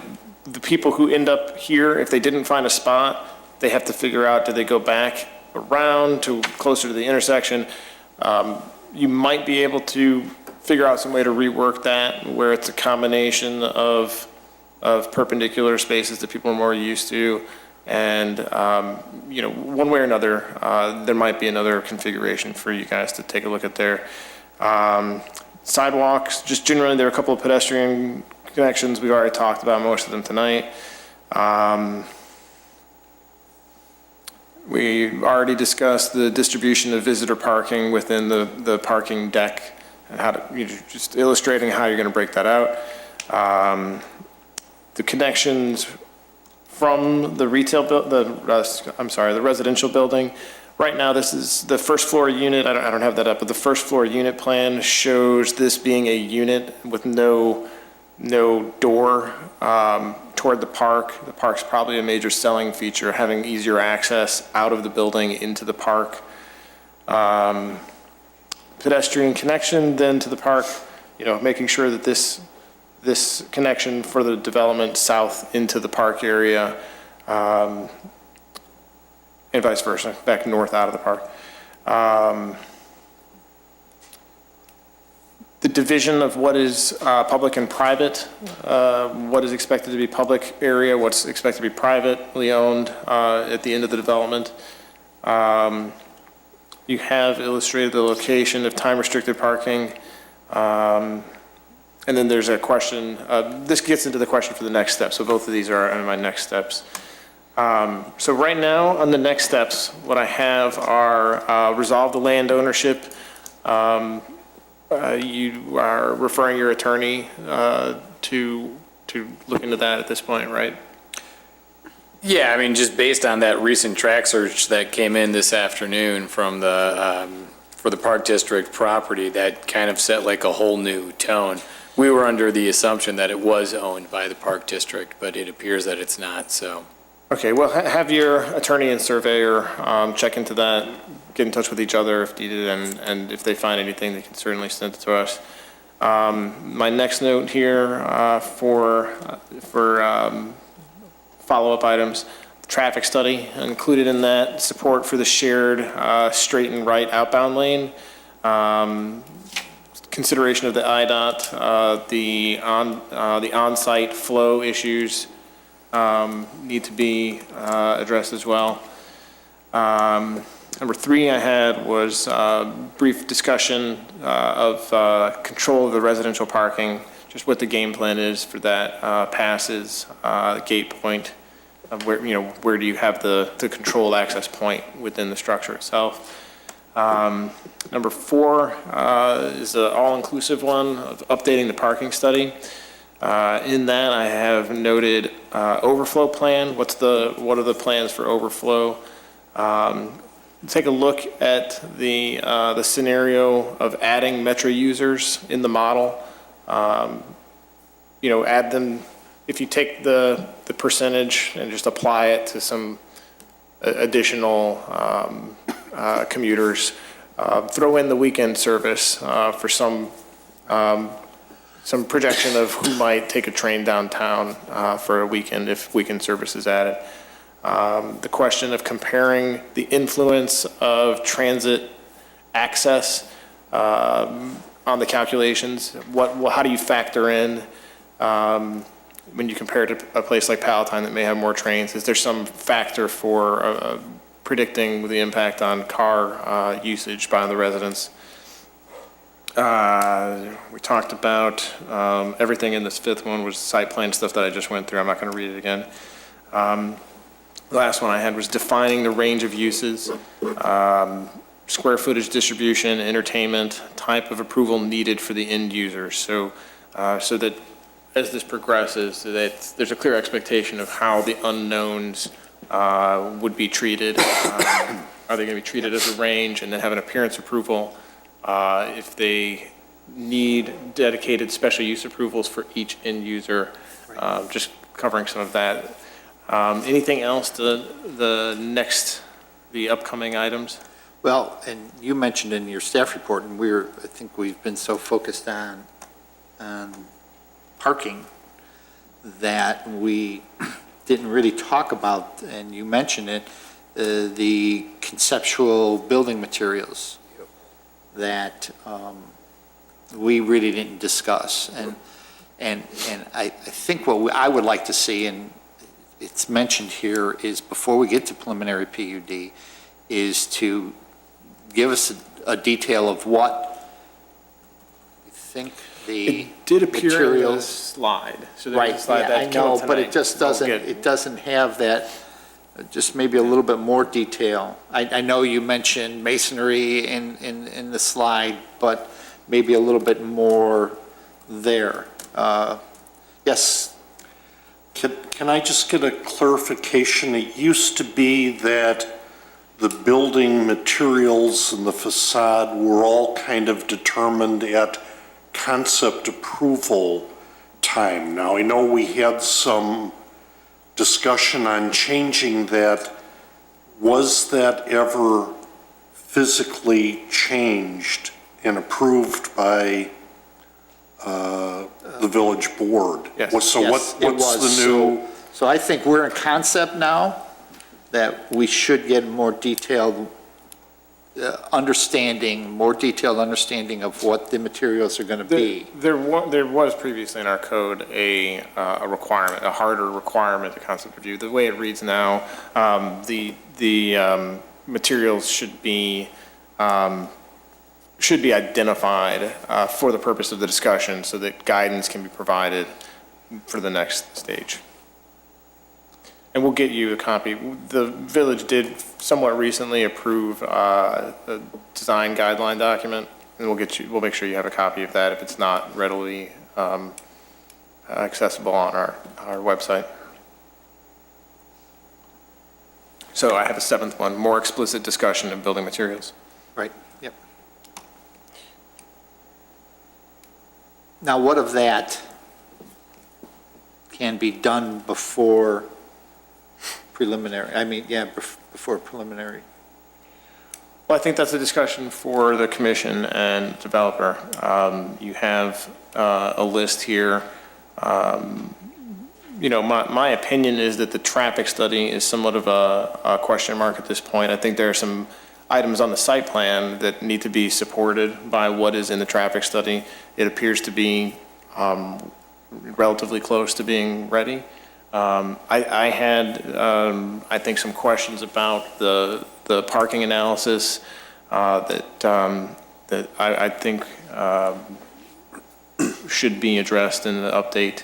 The commission had some questions as well. So, certainly some of these items could be either during the concept or during preliminary. But I think the comfort level that the commission is looking for, I think that's what should be discussed at this point. Sure. Commissioner Stan? I just want to make sure that when the traffic study is done, that it also includes knowledge of or prediction of the impact that Northgate Crossing is going to have on this particular site. Because I think there will be a lot of traffic that will be generated by them that will make use of this facility as well as Right. just goofing up that whole intersection. Right. So I think the question that we have here is, do we have another meeting on, another conceptual meeting, workshop meeting, before we get to preliminary PUD? Or do we allow all of this, what we have here, to go into preliminary? When is the traffic study going? Because I think that's going to drive Right, a lot that will of drive the that. site plan layout issues. So I'd like to see the traffic study as part of the next. Okay, but what is the next? So Well- is the next another workshop concept? This gets continued, or do we go into a preliminary PUD, public hearing? Personally, I'd rather have the traffic study verify the concept, Okay, because I think that might change it, sure. the site Could very plan, well. design, whatever, so. It could very Considering well. the fact that we just recently got all this information. Yeah. I think we need a little more time. Normally, something of this magnitude, we would have had since last Thursday or Friday, and we just got it yesterday. So I personally would like more time. Okay, go on. Yeah, that's what we're here for. I'm hearing, I got some nods here, so. You're hearing that? I'm hearing nods. So, yes. You have a question? And they nodded, yes. Is that a nod for the record? Yes, I'm a a nod nod. for the record. Right. So when do we think the traffic study will be done? And in reality, I think irrespective of it being even ready yesterday, we probably would have asked for another meeting because, to review this, really. So, anyway, sir. No, I just got to fine tune the trip generation, rerun some numbers, so really sometime next week. So we have a Yeah, right. meeting scheduled for the 6th? April, is that right, April 6th? It's April 9th. 9th, I'm sorry, April 9th. The meeting scheduled for April 9th will, in all likelihood, need to be held in the first floor conference room. We do not have, for anyone following at home, we do not have the ability to broadcast that meeting. There's another meeting scheduled in this room that night. So that meeting would be it's of course a public meeting, but we would not have the ability to broadcast it.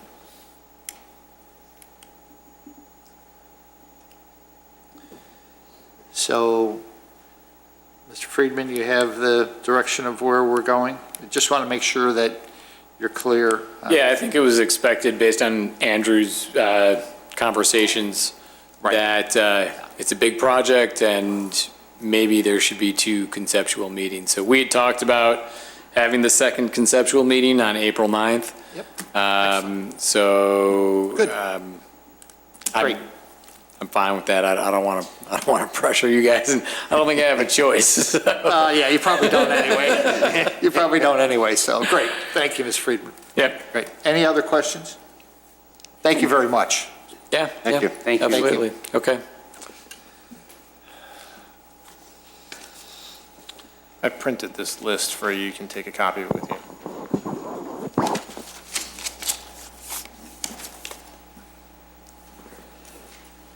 Moving on, approve, no. We have a couple more things we have to complete. Looking at the agenda? Yes. Okay, approval of minutes, we have none? Other business, Mr. Jennings? One very short item of other business. The Alexander Granville Montessori School has existing wrought iron appearance fencing Yes, on the north side of the school. They have classroom space in this area here that I'm pointing at that is not fenced in. They would like for that class to have outdoor access directly as the other classroom spaces do. So they would like to continue their wrought iron fence. And the question is, assuming that it is the same appearance and continues down this same location, would the Plan Commission like to see that as a site plan change, or is that in close proximity to a fence of the same type, and again, go ahead and go to permit on it? go to permit. Yeah, go to permit. Go to permit. Yeah. Anyone object to that? No. What I do object to is their dumpsters always being out, and they also have now a RV parked in their, That is actually the Korean Cultural Center. oh, okay, then the Korean Cultural Center. They look, really, because it's right on, it looks like it's on their We've been in property. contact with them about it. Oh, in okay, the good. past. Okay, yeah, I think we're good with that. All right. Is there anything else? No, I'm done. Okay. Commissioner Stylin? Nothing this evening, thank you. Commissioner Dorban? Nothing, thank you. Commissioner Johnson? Nothing? Commissioner Powers? I'm done for this evening. Brooke? Mallory? Nothing. Chairman Rafano? Nothing. I have Yes? nothing. Don't you have something? Nope. Motion to adjourn? So moved. All those in favor?